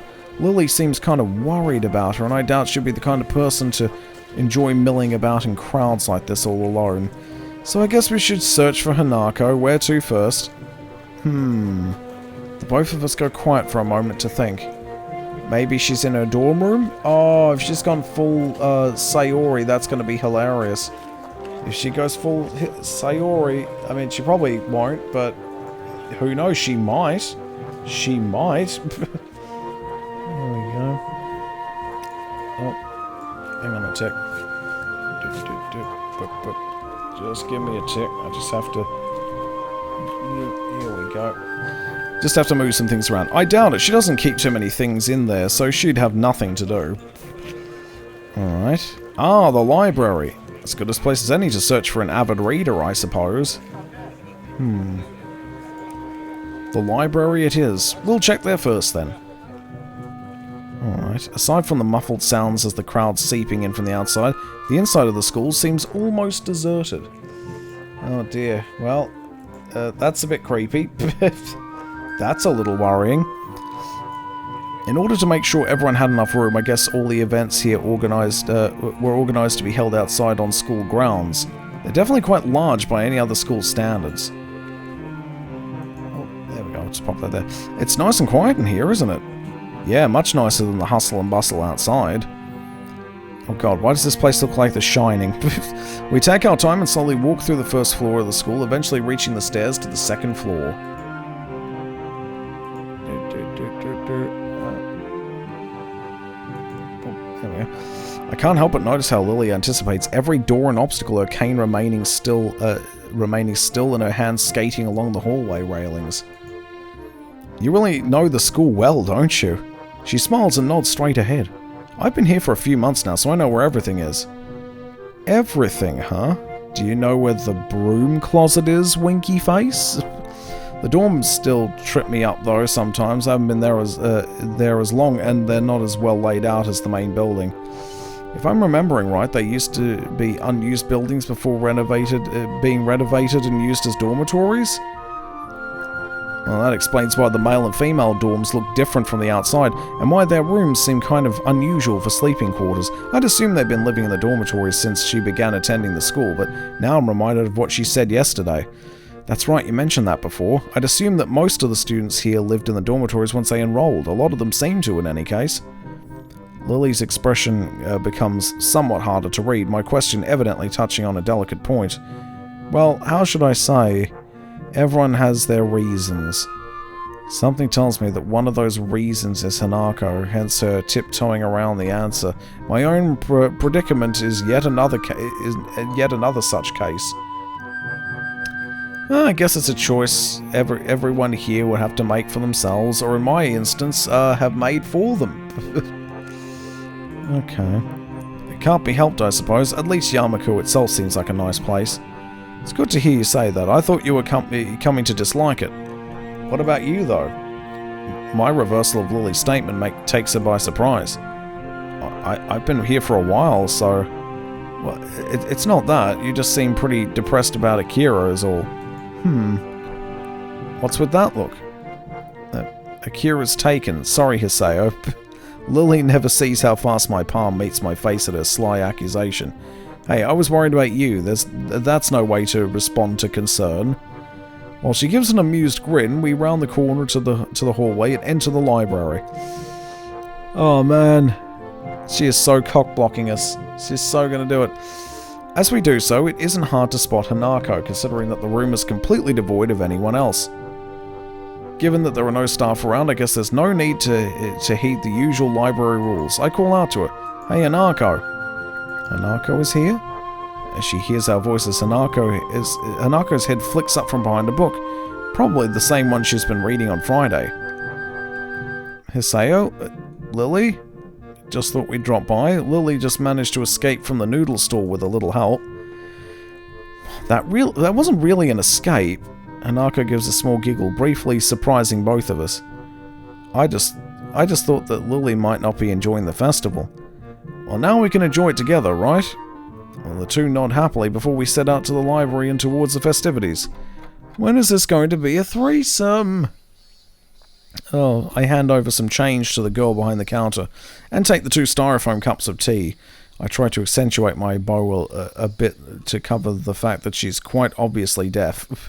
Or bow, is it? Yeah, that's probably it. Come to think of it, I probably should have asked for help instead of leaving those 2 in the gardens while I bought drinks. Trying to juggle the 2 cups of hot tea for them and a can of coffee for myself out of the vending machine isn't exactly easy. With some careful manoeuvring, though, I manage to keep everything stable and upright as I walk over to the bench where Lily and Hanako are sitting and chatting. It's actually quite a nice place, lit only by moonlight. It's tucked away by some distance from the main events. Compared to how hot it had been during the day, this spot is also pleasantly cool by now. Not that it matters all that much. Most of the visitors have moved to areas that are either closer to the fireworks or higher on the hill in order to view the display apparently planned. Welcome back, Hiseo. Oh, please make this a threesome, please. Her ears are good. I'm not exactly close, and even Hanako hadn't noticed me. Here you go. Sorry it's instant, but that's all they had left by now. Hanako gingerly takes a cup from my right hand, and I gently place the other into Lily's outstretched hands. Did you enjoy the festival then, Hisao? Yeah, it was pretty fun. An honest answer, much of the food had been somewhat subpar, but it was a lot of fun in the end, especially with Hanako and Lily. In fact, I think those two may have enjoyed themselves even more than I did, with both Lily and me around. Much of Hanako's withdrawn nature around others just died down. Enough for her to enjoy herself. Bah, Jesus Christ. My heart! As we sit drinking, the whistle of the first firework rings out before it explodes into a vibrant shower of blue against the night sky, heralding the beginning of the end for the festival. Oh my goodness gracious me. We did it, everybody. We survived the festival this time around. We didn't last time. Oh dear, we didn't. But I guess we're okay. We're alright. It's all good. Hooray, we've gotten through the festival. Enthusiastic shouts can be heard from the crowd scattered around the school grounds celebrating them. For minutes on end, Hanako and I watch the fireworks overhead as Lily blissfully listens to them with her eyes shut. Oh, that's adorable. Red, green, yellow, star-shaped, circular and patterned, and all manner of shapes and colours fill the air, one after the other, and dance across the sky. No place near where I live put on such lavish displays. Festivals like this were a thing of the past in such a metropolitan area. To be seeing such a sight with these two, it's probably the happiest I've been in a long while. Oh, kiss both of them. So that's it, the festival's finally ending. Yeah. She gives a delicate, wistful sigh. As much as I might complain about all the stuff we have to do, it's still sad that we'll have graduated before the next Yomiko festival. Oh no. I walk forwards and stand beside Lily, gently resting a hand on her shoulder. Don't worry, we still have Tanabata later in the year, right? Good old Tanabata. You're right, it would be nice to go there when it comes. Minutes of silence pass, with only the blast of fireworks to be heard. Seeing these two reminds me of those words of advice Lily had given me as we walked into town together. Cherish the opportunity to make new friends. Huh? Hey, Lily. She turns her head slightly to show that she's listening. Hanako's gaze still firmly fixed on the Technicolor fireworks bursting overhead. Mind if I join you two for a tea every now and then? A smile on her face is more than enough to see her answer. It would be a pleasure, Isao. Yes! 2 waifus for the price of 1. We win. Oh, animation. Oh, it better be hentai. Oh, it's animated, Lily. I hope this is a good ending. Shit, they put a lot of fucking work into this game. It's full-on anime cutscenes here. Bloody hell. Oh no. What's happening? Huh? Yeah, waifu, we did it. Yes. Alright. Everything is gonna be okay. We've gotten ourselves best girl. And she drinks tea. I mean, that just makes her the best girl all the time, really. There we go. Act 2. Wait, there's an Act 2? And we... Oh my god, we haven't even fucking... We just finished Act 1. Oh my god, this is Act 2. I can't keep going with this game. Jesus Christ. It just never stops. Oh my goodness gracious me. What is going on? Oh boy, should we even keep going with this? How many acts are there? Save. Sip part 2. That's something else entirely. What's this? Hang on, load. Earl Grey. Tea, Earl Grey hot. Oh, Jesus. Alright. Should I keep going with this? I mean, there are other things I need to do. I was hoping to finish this year, because we didn't finish it last year either. I tell you what, I'll find a way to finish this at a later date. I don't know if I can stream on Thursday, but we'll see if I can do that. That might be handy. I'm going to check the walkthrough again just to make sure, because we're on the Lily path. We are absolutely on that now. 6 decision points, which adds up to 64 different paths. Only 8 lead to good ending. Let's see. Okay.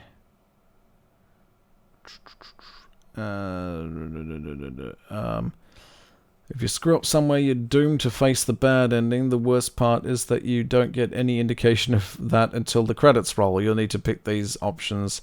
Tell the truth, in a brief history of time, address it in prelude, and finally mention the letter in out and about. Or oot and a boot. Maybe I can get an extended... Hang on, let me just have a look at the walkthrough as a whole, because these are all the different routes, aren't they? Let's see, Act 1, pass through Act 1, the death route.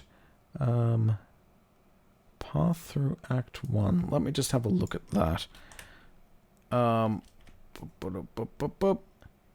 Here we go.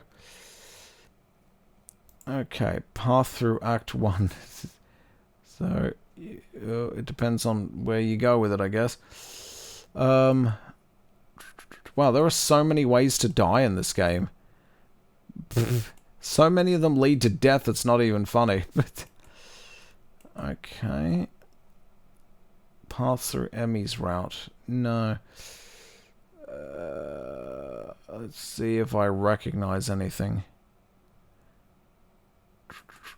Oh, well, I guess I'll probably have to leave this for another year. No, I'll try and come back to it maybe. I don't know.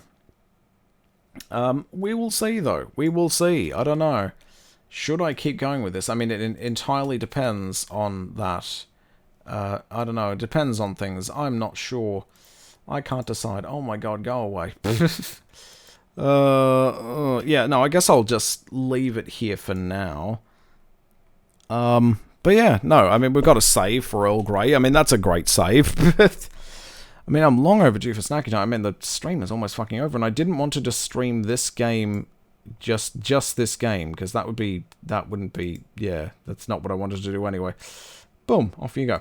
Alright, so, yeah, I guess I'll leave it for here now. I don't know.